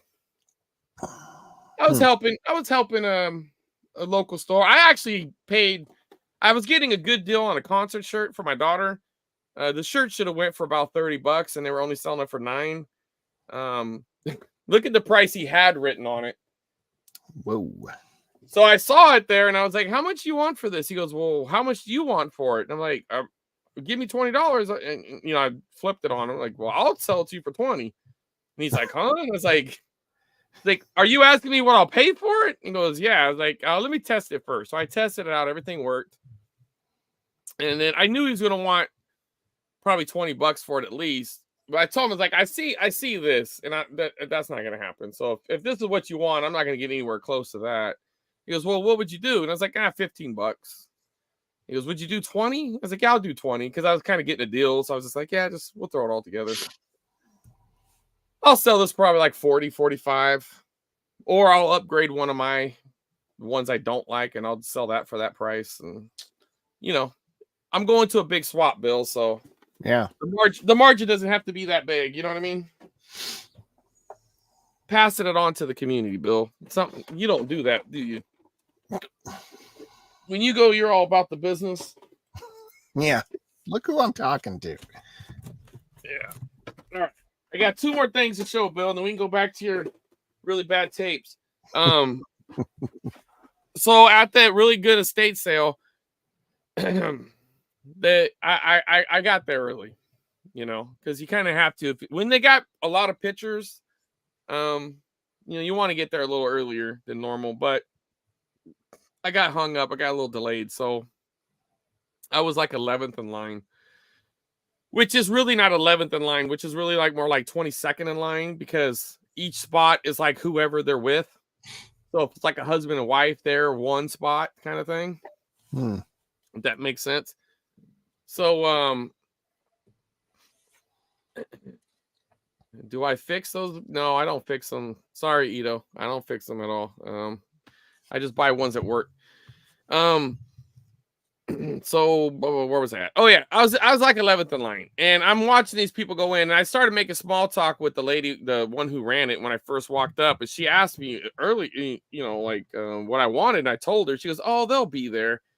I was like, "Don't be so sure." There was 3 of them, and as long as I got the 2 that I got, I was happy. There was a third one. I didn't know the pricing at all, so I might not have bought any of them, and I knew where they were. I could see them. They're right there in the garage.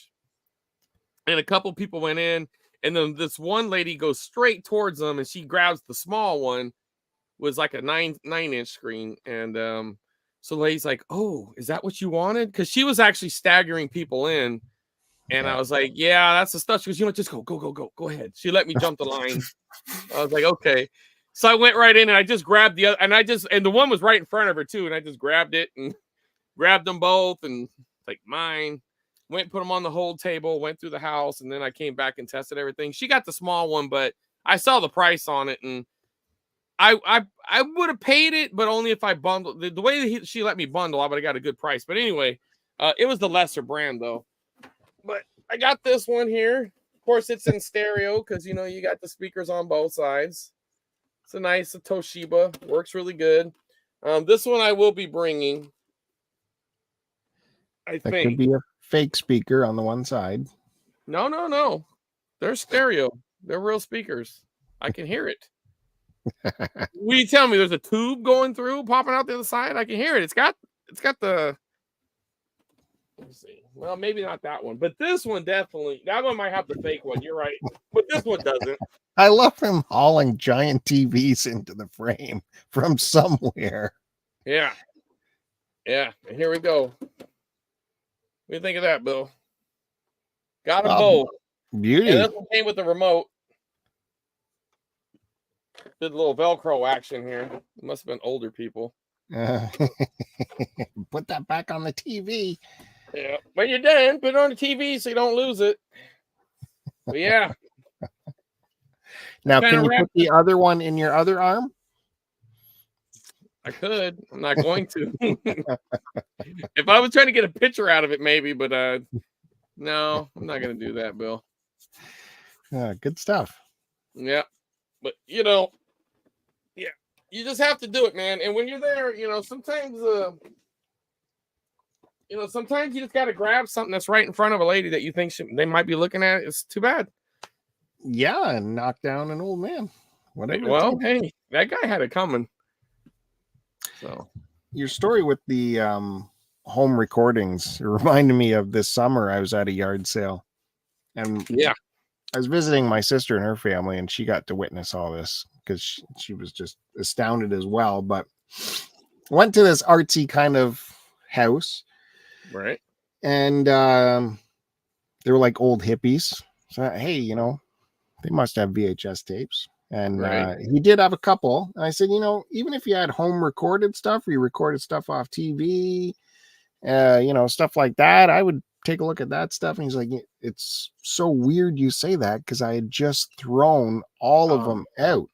I had taken all of the cardboard sleeves off and recycled the cardboard sleeves, and I put all the cassettes into another bag. I'm wondering how I can recycle them and everything like that. And he's like, but I still have the bag if you want to take a look at them, because he hadn't figured out how to recycle. Like, they were hippies, right? They had to recycle every bit of it.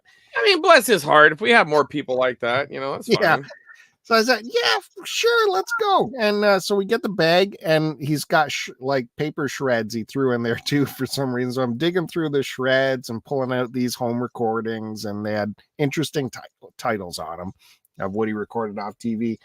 And his wife stops me. She puts her arm on my shoulder and she says, excuse me, can you just tell me why you would want that garbage? Well, I'm an archivist and a preservationist, and it's a snapshot in time, and you never know what could be on here. And it's just it just boggled her mind that someone would be going through a garbage bag pulling out old VHS tapes. Oh yeah, trust me, there's been plenty of times where, I mean, I told you when I went to the one estate sale, and I was going through the garage, and I happened to find an old styrofoam of a fillet of fish. And so I brought a couple things up, and I set it down. And so she looked at the one thing. It was one of those invincible fences for dogs. She goes, okay, that's $5. I'm like, okay, cool. I'm down with that. And then another one was like a toy, like Power Rangers. She goes, okay, well, those are $10 a piece. So that's $30. I'm like, okay, cool. And then she goes, oh, yeah, we don't charge for garbage.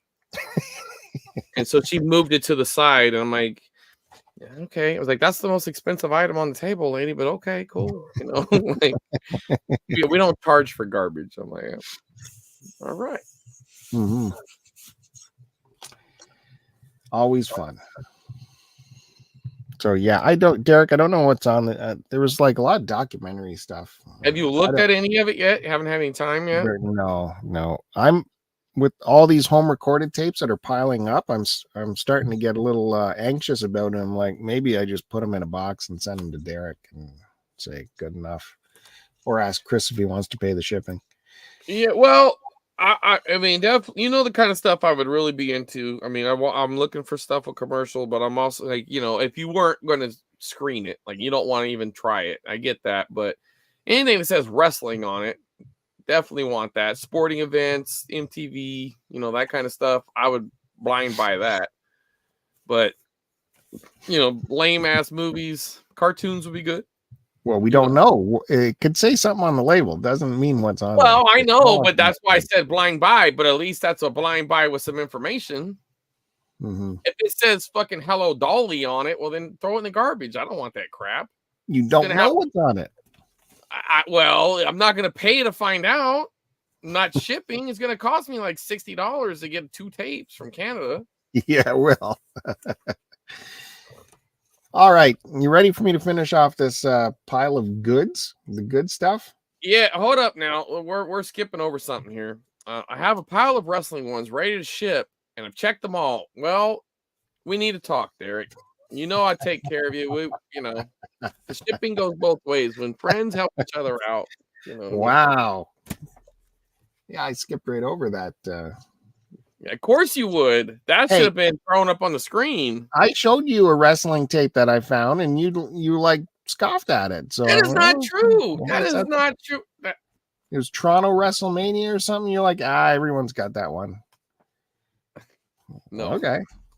You had a Raw too. Remember, we were watching a Raw or something one time.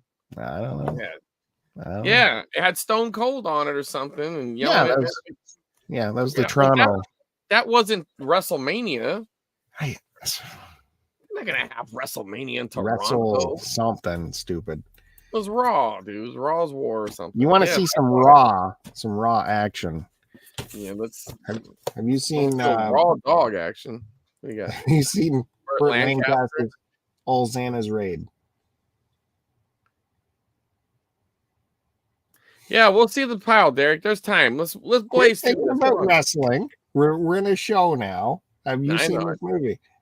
No, I have not. But I mean, I would watch that. That looks cool. I mean, it looks like a cowboy western vibe, right? What's it say on your hat? Yeah, right. This was featured on. I know. That's the episode. I don't listen. I watch the episodes that I've seen the movies, and the ones that I haven't seen, I put them on standby until I can do it. I don't want to ruin the movie. This is cool. This movie, man. It was. There you go. Your Blockbuster deal. It is hardcore, man. It is like Peck and Paw style western where people's heads are getting blown off.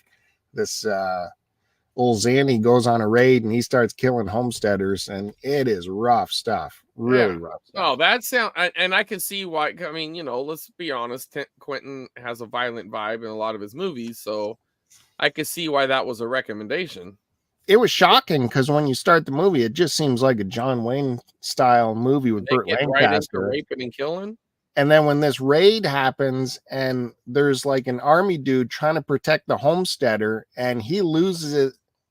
Does he lose his gun, or he knows that he's going to get caught by the raid? He's like stuck. He's just him and the woman, and he takes his revolver and blows his own head off because he knows what the Apaches will do to him. Oh, it's Apaches. So this is propaganda then. What the heck? Man. You didn't even notice he also says he has some music-focused tape set aside, Bill. That's good. You blew right past that. No, I saw. I'm trying to get through my tapes. Yeah, you remember this? I showed this last time, I think. The that's a promotional thing. Yeah. Yeah, cool. So I had to go get my Faisal movies there. There's the Goes West. Whoop. Yeah, that was cool. Now, when's the last time you watched them? Not long ago. Your kid? No. On your own? I think the West stars Jimmy Stewart's in that one, right? Like it's pretty good. Well, you had a date over, a little VHS and chill. No? Okay, does this put me in Chris's better books a little bit that I have a Christine? Yeah, that's great. That was another one of those movies my mom took me to see in the theaters when I was a little kid. What about this cover? It's not the cover I'm used to seeing with the rear view mirror. It's a good cover. It's not the first cover though. It's good.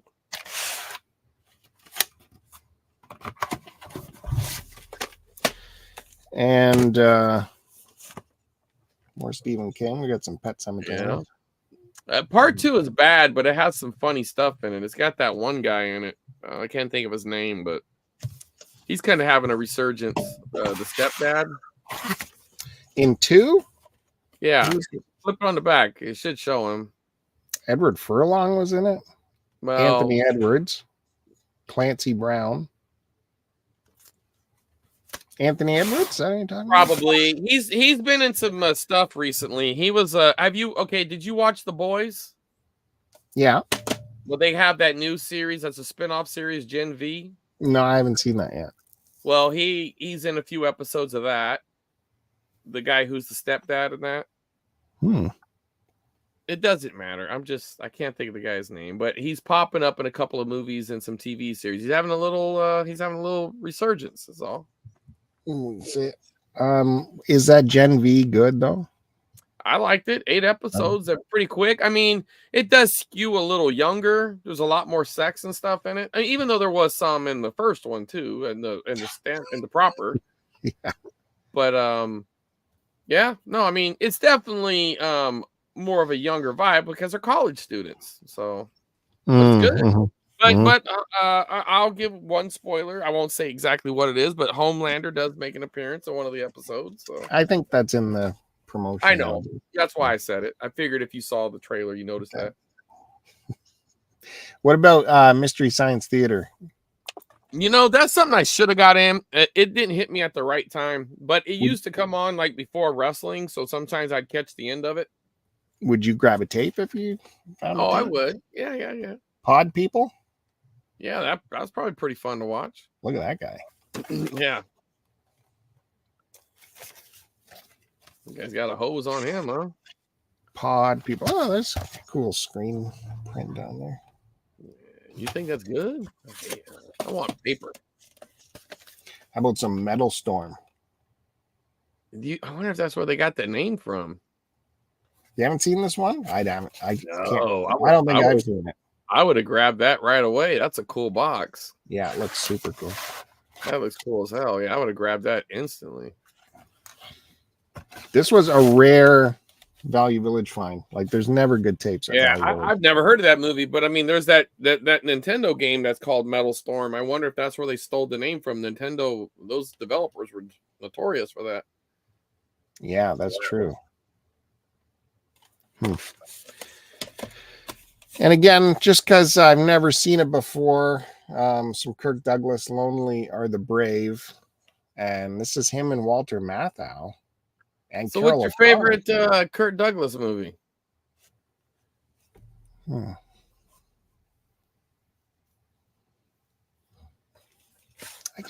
guess you got to say Spartacus. Okay. So what's your least favorite? You can't say the one in your hand because it could be the best. You don't know.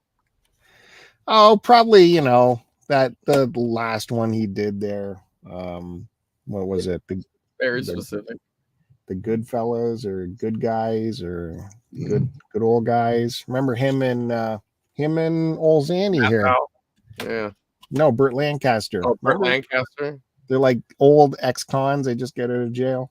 Yeah, they're trying to do a last heist or something. Yeah, that could be cheesy a little bit. Yeah, probably.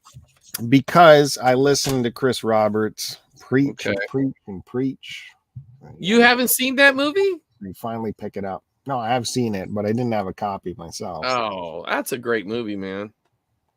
Chris talked to me for over 2 hours straight on the phone about this movie. I don't know if I did that, but I just really like how it's like an undercover sequel. It's a legitimate sequel, but they didn't market it as a sequel to The Hustler. It's great.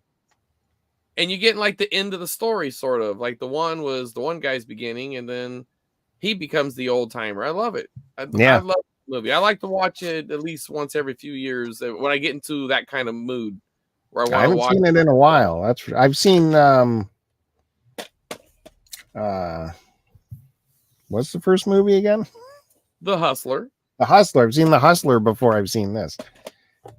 Well, I like The Hustler, but that's a better movie. I mean, I like Scorsese. it better. I know. That's what I'm saying. It's a better movie. I really like it. Had to grab this. What a cover. Supergirl. Oh, cool. Faye Dunaway, and my man Peter O'Toole is in it again. That's a horrible movie, though. As a kid, I liked it, but God, it's horrible. I don't remember anything about it. I don't remember Peter O'Toole in it. You know, at one point, they had big plans for that movie. They were going to have Christopher Reeve come in, and he's just like, hell no. I bet they tried to leverage big plans. They did. They had big plans for that movie. They even tried to leverage getting him in, and he still didn't go for it. Well, what is she holding there? Why has she got a globe? I forget, man. It has something to do with something. I don't know, man. And, it was good. Okay, to finish off, my buddy Creepy Josh at the last Great Game Exchange brought me some beta tapes. Oh. I didn't show these, right, last time? I don't remember. I don't think so. Some more Python. Flying Circus. Well, you Canadians love your Monty Pythons, huh? Yeah, of course. We got to watch it, right? It was on our channels. Yeah. The old beta tape. Yeah. PH. It really has a cool look, man. And this Sanjuro. I don't know what this is. I don't either. Samurai satire, though. Oh, satire. Does satire have more than one meaning? It doesn't look like satire on the back. It looks like a samurai movie. I don't. Yeah.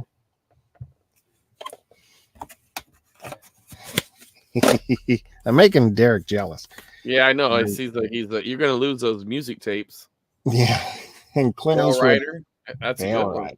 Yeah, that's really good. Directed by Clint. Yeah, you know, man, Eastwood westerns, dude, they're all pretty good. I can't think of a bad one. Can you? How's that two-toner? Yeah, that's really cool. I think that western where he paints the town red. Oh, well, but wasn't that more of a that wasn't a serious western though, was it? It was a western. But wasn't that kind of like a love story or a comedy? What movie we talk? Is it called Paint the Town or Paint Your Wagon? What's the name of the movie? No, that's Paint Your Wagon Red. This is I forget which. Okay, well, let's stick with the proper ones. Pale Rider, Unforgiven, and then you got the Spaghetti trilogy, Good, Bad, the Ugly, For a Few Dollars More, and the other one. Those are the best. Mm-hmm. Right? You got something to say? What, you don't like them? No, they're epic and they're great. Of course, they're flawed, but as a spaghetti Italian movie is, you know, because the dubbing or that's tough. It's tough to get. Yeah, but I think that gives it a little bit of charm, don't you think? Well, it could have charm, but you know, his directed movies, like you said, Unforgiven is. Oh, no doubt. I know, but I mean, those. I'm just gonna say for how hardcore they were, I didn't expect. Because, okay, I'll give you my perspective.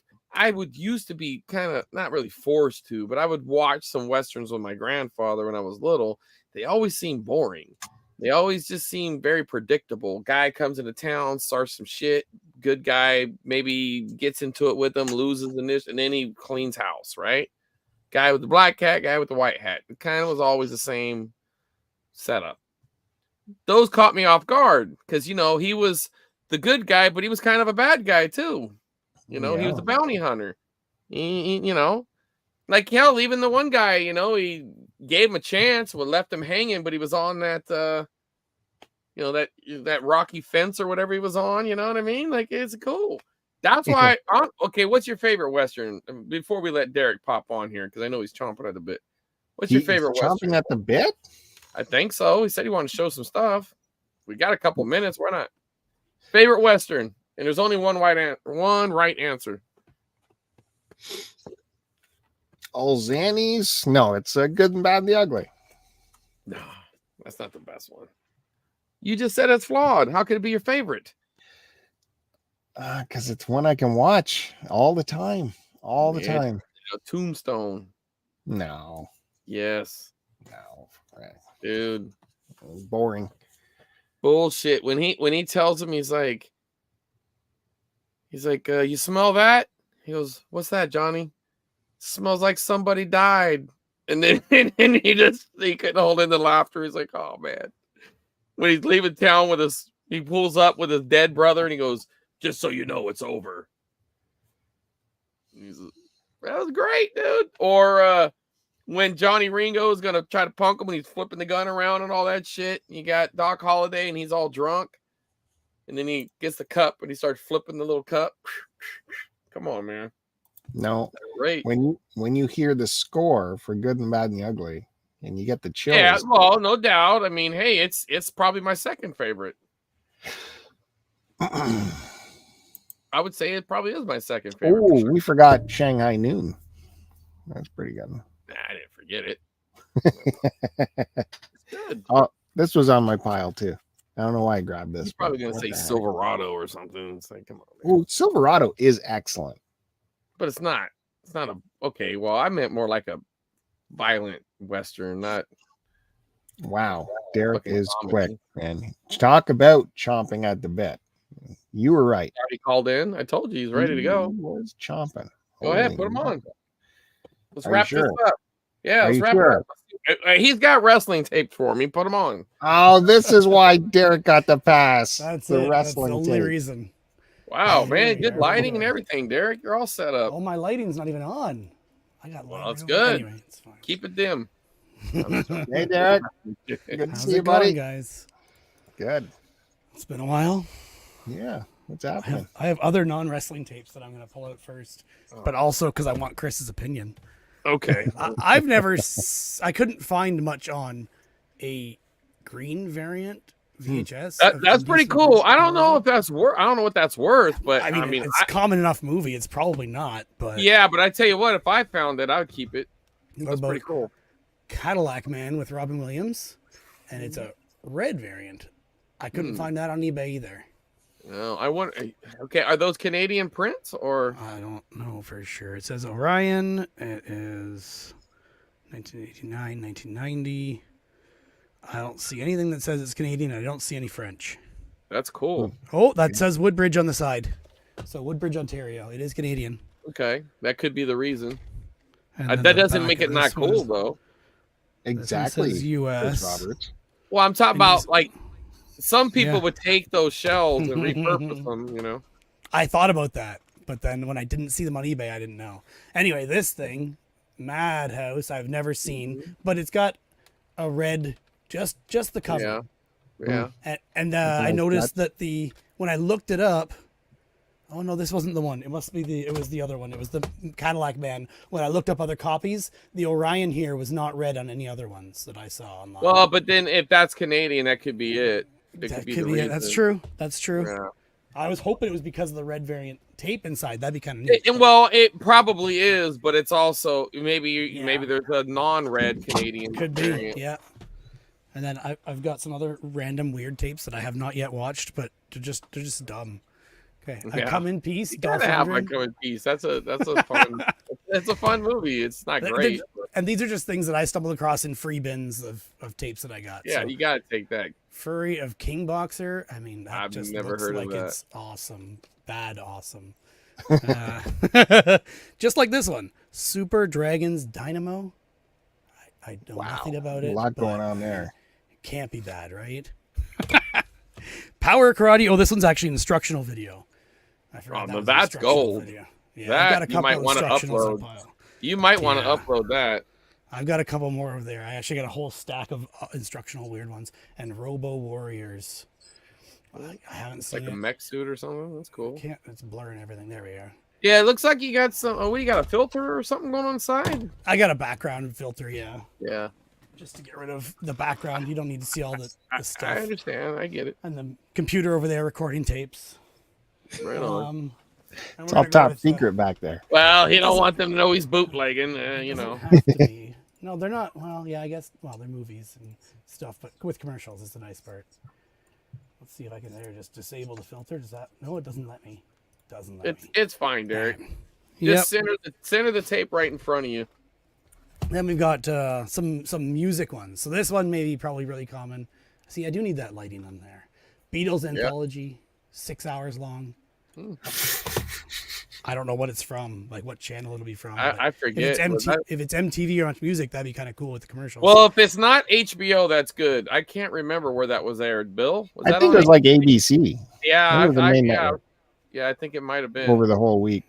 Right. Some Aerosmith special that's an hour long. Then Bowser and Blue special, that Christmas special, and then Captain America. But they just wrote Cap America. Well, I like that label. That's an older. I mean, it's a BSF? little blurry. Yeah, it's a little. Yeah, I've got a older one. whole bunch of tapes with that. Those BASF passive, whatever you want to call it. This one's real hard to read, but it says Van Halen 5X50. So it's like someone's pen ran out as they wrote it. And that's a Scotch tape, one of those nice hard plastic cases. Yeah. Again, if I could get it to actually focus. Those are quality. I forgot about that for the showing off. We got a super grade A Embassy Gold, and it's a Bob Marley special of some kind. I've got it all recorded so I can check out what they are. If Bill is interested in those, I can just give you those sometime when we see you. But the ones Chris probably cares about are these ones. Yeah, I already know. I want that one. That's a BASF. I'm gonna switch my camera and see. There you go. Now we're gonna get in there. There we go. So Perfect. BASF, and this one is says Wrestling Summer Slam '93 King of the Ring. Okay, those are probably pay-per-views, but that doesn't mean that's not good because sometimes they had a pre-show, and some of the pay-per-views ended up getting edited when they were moved to home video or to the network. Yeah, so you have to know which ones are good. Yeah, well, no, it's good though. You want the raw footage like that. Another Embassy Gold, and this one is SummerSlam '96. Okay, so you got the pay-per-views happening. It's good times too. That's a good one. Somehow, oh no, this is the next one. Okay, In Your House, April '96. Says The Hunter as well, but that's a VCI tape. Nice little Canadian down here at the bottom. We got a Maxell, and I believe there's pen written on this one, but I cannot read what it says. But there's a label inside. WCW Starrcade '95. Yes. Oh yeah. And Ali and Frazier, so that'll be a boxing fight, and then WWF Royal Rumble '96. Perfect. All right, Derek. Make sure you make a file for me, buddy. Yeah, Survivor Series says Sting and Macho Man, Hogan and Nash. On that one. WWF Survivor Series. We got WrestleMania. Well, you got two things going on. So that's Survivor Series, and then also and then after that, because that those are two different organizations. So that's cool. And this guy's and a lot of times they'll end up piggybacking other shows in the void. Like whatever's left. Okay. This one's a top-down slide out. Yeah, you don't see those very often. Oh wow! All the way through. Canatech. I don't know what that is. Right? Yeah. Made in USA. Anyway, this one says in permanent marker, which is real easy to read on a black label. I was gonna say that 96 one, that was the Shawn Michaels. That was in Fresno. Oh. I went to that too. Wrestling Sting, Macho Man is all that says. I've checked them out and I've got a list of what's on them, but perfect. So we got a Maxell Silver. I keep forgetting people might actually care about the tapes. Oh, this one says Michael Jackson special. This is and Genesis, Tina Turner special. And Leonard Skinner and someone else I can't read. But anyway, that's one of Bill's pile. Yeah. Well, got mixed up because those two fell together. I'll approve that. This one just says Ric Flair. So I'm pretty sure this is a Ric Flair special. Throw it out. Ric Flair greatest fights. That's great. Well, that's probably a tape dub, but that's still cool though. And then we got Wrestling Sting, Hogan, Goldberg, etc. Written on this guy. That's a Sony. Yeah. Sony on that side. Oh, it's actually a TDK tape though. People mix up. Now let me ask you something. Does this handwriting all look like it's from the same person? Most of the tapes I got from the same person, yes, but not all of them. There are some that came from another person. That's great. So I've mixed them all together because I don't care. Oh, This one is fine. the oldest one for sure. It just says Royal Rumble, and I checked it out, and I do not remember which one it was now, but it was an older Royal Rumble. Do you remember Hogan being in it? Yeah. Yeah, that's probably late 80s, early 90s. And then we got another boxing match, and then WWF In Your House 96, which In Your House 96 was already on one of the other tapes, but... Yeah, that's great, though, because, you can't have too many of them. Boom. 10-hour. But is it actually a 10-hour? No, it's a T120 inside on the side of it, in the printed label up here. So it's not actually the tape that matches that sleeve. Yeah, that's okay. I like holding on to some of those older, high-quality, long tapes to record other stuff some other day, which I'll never do. Right. Yeah. I got a box of to keep tapes that are like that. It's just like, I'll never use these, but I got them if I need to. Now, have you thought about, since you've digitized a lot of stuff, I know you're uploading a lot of stuff, but have you ever thought about making some tapes out of it? Because, I mean, that's making what? Like a compilation type thing? Sure. Like I haven't really thought about it. Well, let me give you something to think about. Now, I know with you shipping is an issue, but a lot of guys will make these tapes and they'll sell them for like $20 a piece or tape trade, which the tape trading probably wouldn't be as interesting to you, but there's a lot of guys who don't pull rip stuff. You know what I mean? They actually want the tapes. Your issue is the shipping, but if it was worth it, some people would. Like, you find some rare media, you might want to, especially if they're companion stuff, you know what I mean? That can all, like some of that music stuff Bill is into. We could charge Bill. Well, if you know anyone who wants NASCAR, I got about 300 NASCAR tapes from the 90s up to the 2000s. Yeah, I got but that stuff's mostly online now, I think, as far as I understand. Subscription paywall, but still. Well, I mean, they have some value, so don't think of them as trash, especially if they're full broadcasts with the commercials. And a lot of those guys did that because they would set them and not be there when it's on. But there is a lot that's edited too. But I mean, anything that's a full broadcast, I mean, by this point, makes it more desired. Yeah. Most of them that I've found, there aren't many commercials. I don't know if there was a time when NASCAR didn't really show commercials because they didn't. You had a lot of guys who would. You're talking about cheap rednecks. They're not buying a bunch of tapes. You know what I mean? I've watched through several of them and can't find any edits at all. But I have heard of NASCAR being famous for doing like a picture-in-picture commercials. Yeah, but that's more modern. They weren't all. They done some of that. They, made some beta testing in the 90s. But if you're getting 80s and early 90s, they're just quick. They're either quick or. Yeah. I don't know. They did have VCRs that would. They could have dubbed it over afterward and edited out the commercials. Maybe, possible. This guy was definitely meticulous with labeling all the tapes. Like, he labeled every tape with what race it was, like what series it was, which race within that series, what town it was in. Yeah, he was pretty meticulous. Yeah. And I got them from the guy who recorded them, but.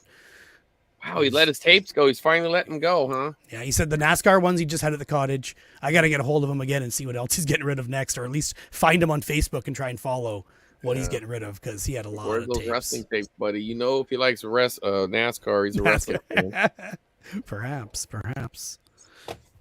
So, I don't know. I've got a whole bunch more weird instructional tapes. Like, here's one on how to use your wall hair clippers. I can't have good acting.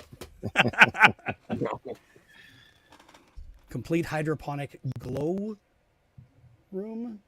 That's grow room. Sorry, come on. Yeah, that's a grow room. That's for pot. But I can't tell what year that is. It's not got any details. The tape's got a little damage there, but that's interesting. I want to check that out. Those are some of the ones I gotta get. Well, if you want to grow recorded, some baby's early months.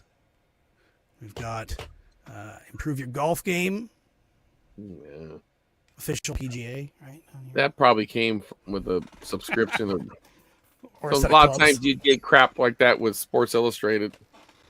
There's learn how to play guitar here. Bill, you need that one? Bill does. Hey, that's the guy who did Tubular Bells, Mike Oldfield. Is it? That's a top musician right there. That would be cool. Put that in my box. All right, Bill's box.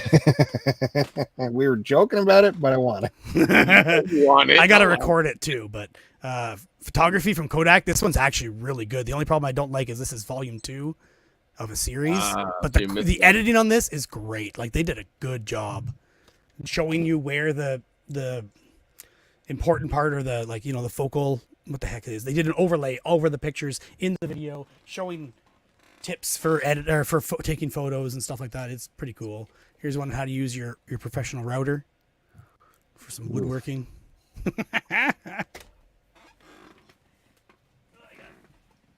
5 more. I'll go quick. Learn guitar. There's another guitar one. That one's I think it says for kids or beginners. It's not just kids, but, you know, look at that cover. Yeah. We've got another router one for woodworking. Yeah, you can't have enough of those. You do a lot of work. This one's still sealed. Black & Decker all-in-one automatic bread maker instructional video. Don't know that. That's a little box. Rockwood fold-down camping trailer setup tape. Those famous Rockwood trailers. Man, how many bad tapes are there in this world? Singing naturally. There's another one. Put that in Bill's pile right there. Yeah, that's a Bill box. This one, Josh actually gave me this one. Creepy Josh. He said this one is basically like a pyramid scheme, religion, brainwashing video. Now that could be cool. I have some stuff like that. I have one that's all about devil worshiping, but that was all put out by church. I have another one that was talking about how bad MTV and Beavis and Butthead is. Nice. And it was a church propaganda film. So those can be cool. I would check into that one. Yeah, I've checked it out, but never watched the whole thing yet. I did go through it trying to find some kind of interesting stuff, but it was like taking itself far too seriously to be anything like comical, like kind of like what's his name? Found Footage Festival releases a lot of videos with just clips of stuff that are taken out of context, are pretty funny. And I was looking for something like that kind of thing. I couldn't find anything in that video, but I think they just take themselves too seriously. Yeah. But he did do some sewing with Nancy lately, and I've got some sewing with Nancy tapes. Well, you might have heard me talk about it, and you might know about it anyways, but keep your eye out for training videos. Like, yeah, I have one that's a workplace injury one, but that's great. Chevron. It's not one of the really good workplace injury ones, the ones where they like make people pretend to get hurt kind of thing. Oh, man. I kick myself because I used to manage a Chevron years ago, and we had employee videos. And it was so bad. And I should have just took them. No one would have cared. But at the time, I didn't see the future value of them, how much I would miss these things. But it was like, you know, like they were trying to tell you how to like interact with customers. So like a little lady comes in, you know, like a little person comes in, and the guy's like, "What can I do for you, little lady?" And it's like, "Don't do that." You know what I mean? And then it's like, I don't know, like a black guy came in and he started trying to act jivey, and he's like, just relax, you know, just be who you are kind of thing. Like they're just telling you like sexual harassment is like, man, you look good. You know, it's like, don't do that. Just don't do that. It was so bad. And it was, you know, they were giving you all these random scenarios, you know, and it was just, I wish I would have took that. That tape's on the list of stuff you're watching for, right? Oh, for sure. I'm always looking for that Chevron tapes. Because I know they have to be out there somewhere. I mean, I know a lot of them probably got thrown out, but a lot of them are probably still stuck in Chevrons. Every time I go to one, if I ever see one with an owner, I try to chat them up. You know, hey man, you got any old employee tapes? They don't know what the hell I'm talking about. But one day I'm gonna get the right one. You know, like I'll buy them. I won't even just show me, as long as they're on VHS, they have to be them, because they didn't make tons of them. They, you know. Yeah, maybe they refresh it every 5 or 10 years or something like that. Well, I don't know, because this was in 2000, and we had them, and it was 2001, 2002 when I was showing this to other employees, when I was like making them sit there and watch this stuff, and I'd sit there and I'd laugh because I could hear it. I'd be in the office, and I'm just like, oh my god. So, and when did it look like it was recorded? Like Oh, early 90s? It was produced, right? Yeah, Okay. but it was definitely, even though the tape we were showing it in 2000. No, it was easily 95. Yeah, You can tell by their outfits, clothes, the hair. Yeah, for sure. It had to be early 90s, and but so my thought process was, because this was a corporate-ish. It wasn't owned by corporate, but it was it was I don't know, it was a direct franchise one, but they got everything. They would ship us everything. Anything they wanted us to promote, we'd get it right from corporate. And I felt like if there was new updated videos, we would have got them, and they never shipped them. So. Anyway, I'm looking for them. But there's a Wendy's one where they're doing a rap. They're trying to teach the employees. I mean, that one's out there, though. You could look that one up, but where they're rapping about milkshakes or something like that. And there's a couple of kind of notorious ones that are out there, but keep your eyes open, man. Those are gold. And even if they're regional, it doesn't matter, because a lot of them are just so bad they're good. Yeah. I came across one recently that was a local college. What was it called? I can't remember. Institute of Design in Toronto or something like that. Remember that, Bill? Anyway. I'm actually in our that I saved. I'm actually in one. Yeah, college or what? No. For out here, the job I have now. About 6-7 years ago, they decided to do some recording, and a film company came out, and they're like, "Hey, you want to be in it?" And I had a choice. I could do hard labor in the sun all day, or I could hang out and film some scenes. I'm like, yeah, I'll do that. Yeah. And I'm like the abusive father. I'm yelling at this kid. Yeah, it was great. But they were, I'm yelling at the kid. I see how you treat Bill. Wow. Exactly. Yeah. That's more like a mean brother. But yeah. I have it. One time I might put it up so you guys can watch it. But yeah. You should. Yeah. Absolutely. Yeah. They gave me a DVD of it. I actually have 2 copies, Bill. Maybe we'd trade. I'll send you one. Oh, yeah. I could make a copy of it. I could make multiple copies. I got burners. Yeah. You could record it to VHS. I could. Yeah. Chris Roberts' doing is different from his conceptualizing things. Yeah. He just puts a tape in a VCR and hits record, right? I made that ring. You saw that video, didn't you, Bill? Where I made it look like No. I didn't film it, but you know how there's the. You got a camera. I could. I got a few. Okay, you know, in the movie The Ring, when they put the tape in, all that stuff that happens. Yeah. Well, on the DVD, there's a Easter egg. If you mess with it, it'll show it all in its entirety. So cool. I recorded it onto a VHS tape, and then I act like I was grabbing something off the shelf, and I stuck it in the VCR, and I'm playing it on the Disney TV. Right. And it did the whole thing. But the monster hand, though. No, I didn't, but a lot of times I'll do that because and then I like that touch. It's a nice touch. I like it a lot. Well, and then sometimes I purposely have it on in some scenes and don't, because you're always gonna get somebody that will mention that. Yep. And, help the algorithm, man. Yep. Engagement. But, yes, engagement. Something Bill doesn't do. He never comments. He's too good for it.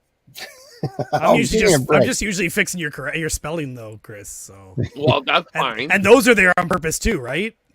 Well, honestly, I would like to say that every time I do it, it's intentional. But sometimes I'm doing talk to text, or it's auto-correcting on me, or sometimes I misspelled it because I wasn't really looking, or I don't know. I feel like I'm spelling most. I when you point it out and I look at it, I'm like, oh, you know what I mean, like. I know where the spelling error is. You know what I mean? I'm just like, if it wasn't you, I wouldn't do it. If it was Bill, I'd still do it. But that is a tactic, especially when you're making memes, is to purposely misspell a letter, or a word with the wrong letter, or stupid with 2 O's or something. So they tell you how stupid you are, and or put something wrong in it so they can correct you, because people love to correct people. And I know you're doing it as ball breaking. That's different. Yeah, it's different. I already know you. Yeah. Right. But there's people out there that they want to prove to you how smart they are, and just no. Well, idiot. Actually, yeah. Yeah, exactly. But Well, heck, what a great reunion this was of the Dollar Dorks podcast right there. Yeah, Derek and Chris Roberts together again. Maybe this will fuel their loins to do another episode. Chris just keeps getting messages out of the blue from random people saying, "Hey, you guy from Dollar Dorks?" I send it to you. It's funny, man. I'm like, yeah, it happens more than I ever expected it.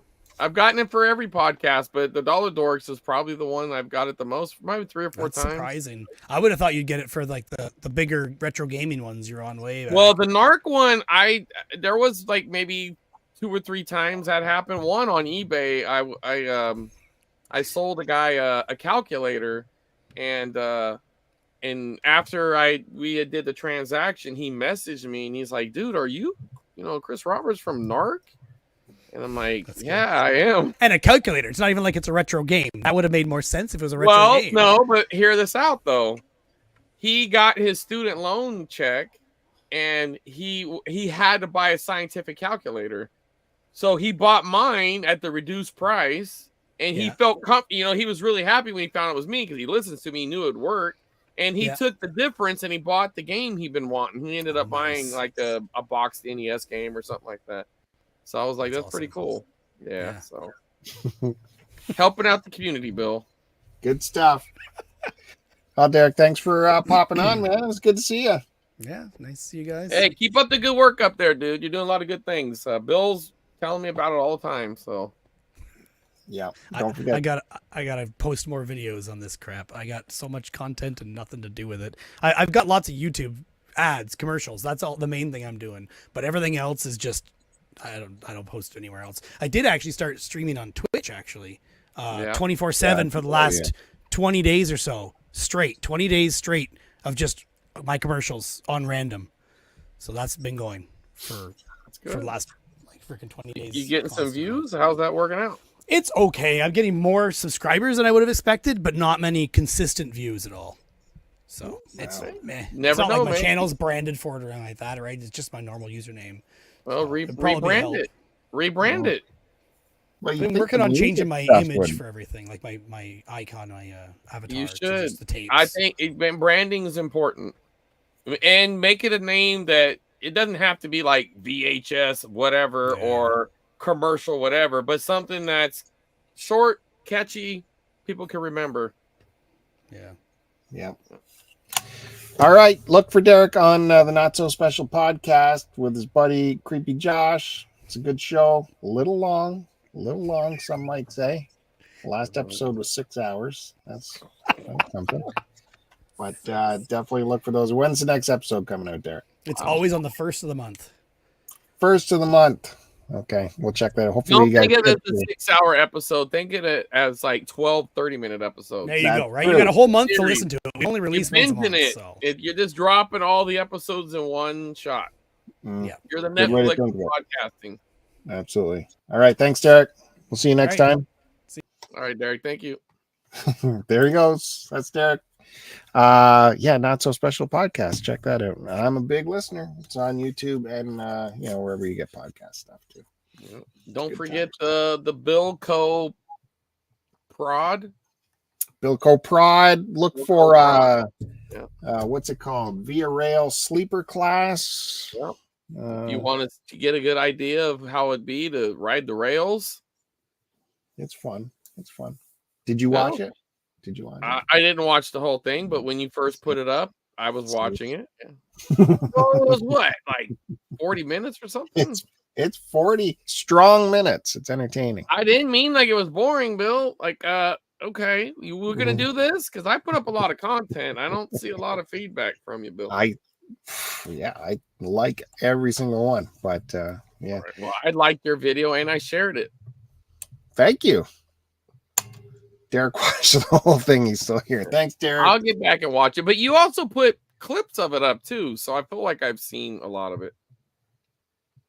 You put in your story or something. And somewhere I saw. Maybe I watched the whole video. Hell, I don't know. I feel like I did. It was on my Instagram there was kernels of the idea of what the video was to become. Right. You were putting up little bits every day, right? Yeah. Am I remembering this wrong? No, yeah. When I came back from the vacation, yeah. Yeah. but this was like the first time I put effort into a video in a long time to actually edit with software. And well, it sounds like it paid off. Come up with a story and tell a story. Anyway, we're not here to talk about that. We're here to talk about the Start to Continue YouTube channel, which is the real channel you should be subscribing to. Just past 7,000 subscribers. That was a big number. Great. You still monetized, Bill? I tried again. They said no. Frustrating, but that's the way it is. It sucks. For instance, on this channel, it's wide open for you to hit the subscribe for. Yep. Don't feel any pressure. You can hit the subscribe. It's easy and it helps you out. Helps us out. Doesn't cost anything. And look at what you got. Bill might send you a free tape randomly. You might get a Peter O'Toole movie. We should do that. That's a good idea. We should send random tape. You should. I have shipping issues in Canada. Well, what if they're Canadian? It's still bad. Come on. But Chris, it's been a peach. It's been fun. Another great episode. Yeah, thank you. You did good, man. You got a lot of good stuff. That Metal Storm looked cool. So nothing like your pile. Wow. Legendary. Yeah. Legendary. I'll never find that again. Never again. And it's a story you should listen to, because I see those ads, thousands of VHS tape, and maybe it's like 40 minutes away, and I'll be like, this is not worth the effort. But if you do put the effort in, you can score like Chris Roberts. Well, and really what it is too, not to prolong it, but if you can talk to them, fill them out, obviously be safe, be careful, but daytime meeting. I mean, if they're letting you come to their house, usually that's a good sign. Yeah, I think so. I don't know. I know where he lives. You can always be. I've done a couple of these. Last time we had talked about all those home recording tapes with that guy who gave me Jeffrey Dahmer vibes, and it's totally cool. He's a nice guy. So Anyway. So yeah, check out all the things, right? Now that you hyped all your stuff. Hey, but you know what? I will be at Whammy's. I will be vending at Whammy's unless I didn't make the cut, which I think I did.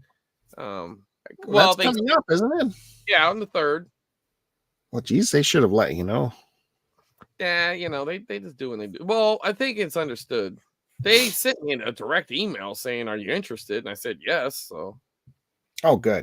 Yeah, definitely check out Chris Roberts there at Whammy, which is if you're going to be in LA. Yeah, if you're in Los Angeles, go to Whammy Analog, Whammy Analog Media. It's awesome. This is a great store anyway. Even if you're not going to the tape swap and you're into the hobby, you should check it out. There's a lot of cool stuff there. I mean, they pack a lot it's a good size space, but it's not giant. And I'm always surprised how much stuff is in there. If you buy any equipment from there, he services everything. They're top notch. Yeah, cool looking store. You even follow their Instagram because they're constantly showing the piles of stuff they get, and it's wild. Yep, cool stuff. They have a lot of events there too. It's really cool. Yeah, you'll be there. Meet Chris Roberts. 3rd. Don't forget to Instagram, and he's on TikTok as what's your TikTok? Planet of the Tapes. Planet of the Tapes. Why do you come up as static on your TikTok? I don't. That was I did that initially. I changed it. It doesn't do that no more. Oh, okay. All right. Well, they asked when they asked me what my name was, I didn't want them to put Chris on there. I didn't know that was going to be in the. I thought that'd just be in the bio. You know what I'm saying? Okay. Yeah. Well, when I reply to you on Instagram, they know what my name is. It's in there somewhere. It doesn't say Chris on the screen. It says my screen name. Well, I thought they would do that on TikTok too, and I never really paid attention. And then somebody had mentioned static, and I was like, static. I was like, oh, I forgot I put that in there. Yeah. The Chinese company, I thought they were going to steal my information, Bill. And yes. They're great. I love working with them. Everything's great. They're great people. Before we go, there's breaking news about, we were talking about subscribing for Midnight is Flashing on YouTube. This channel, hit the subscribe. We have a new subscriber. Mighty Q Dog has subscribed to us. It's about time, Eric. Jeez. Man, I've been subscribed to you for years, buddy. That's so heartbreaking. Maybe this is his second account. He's like the second Mighty Q Dog. So no, that's true. Yeah, or maybe he was watching under Melissa's account or something. You know. Thank you, Eric, for that. Totally. And yeah, look for more VHS stuff coming on the channel. Got big plans, lots of stuff is happening. And, you know, from Chris Roberts and myself. Yep. And yeah, that's about it. Are we good? We're good. Okay. See you next time, guys. Thanks. Thank you.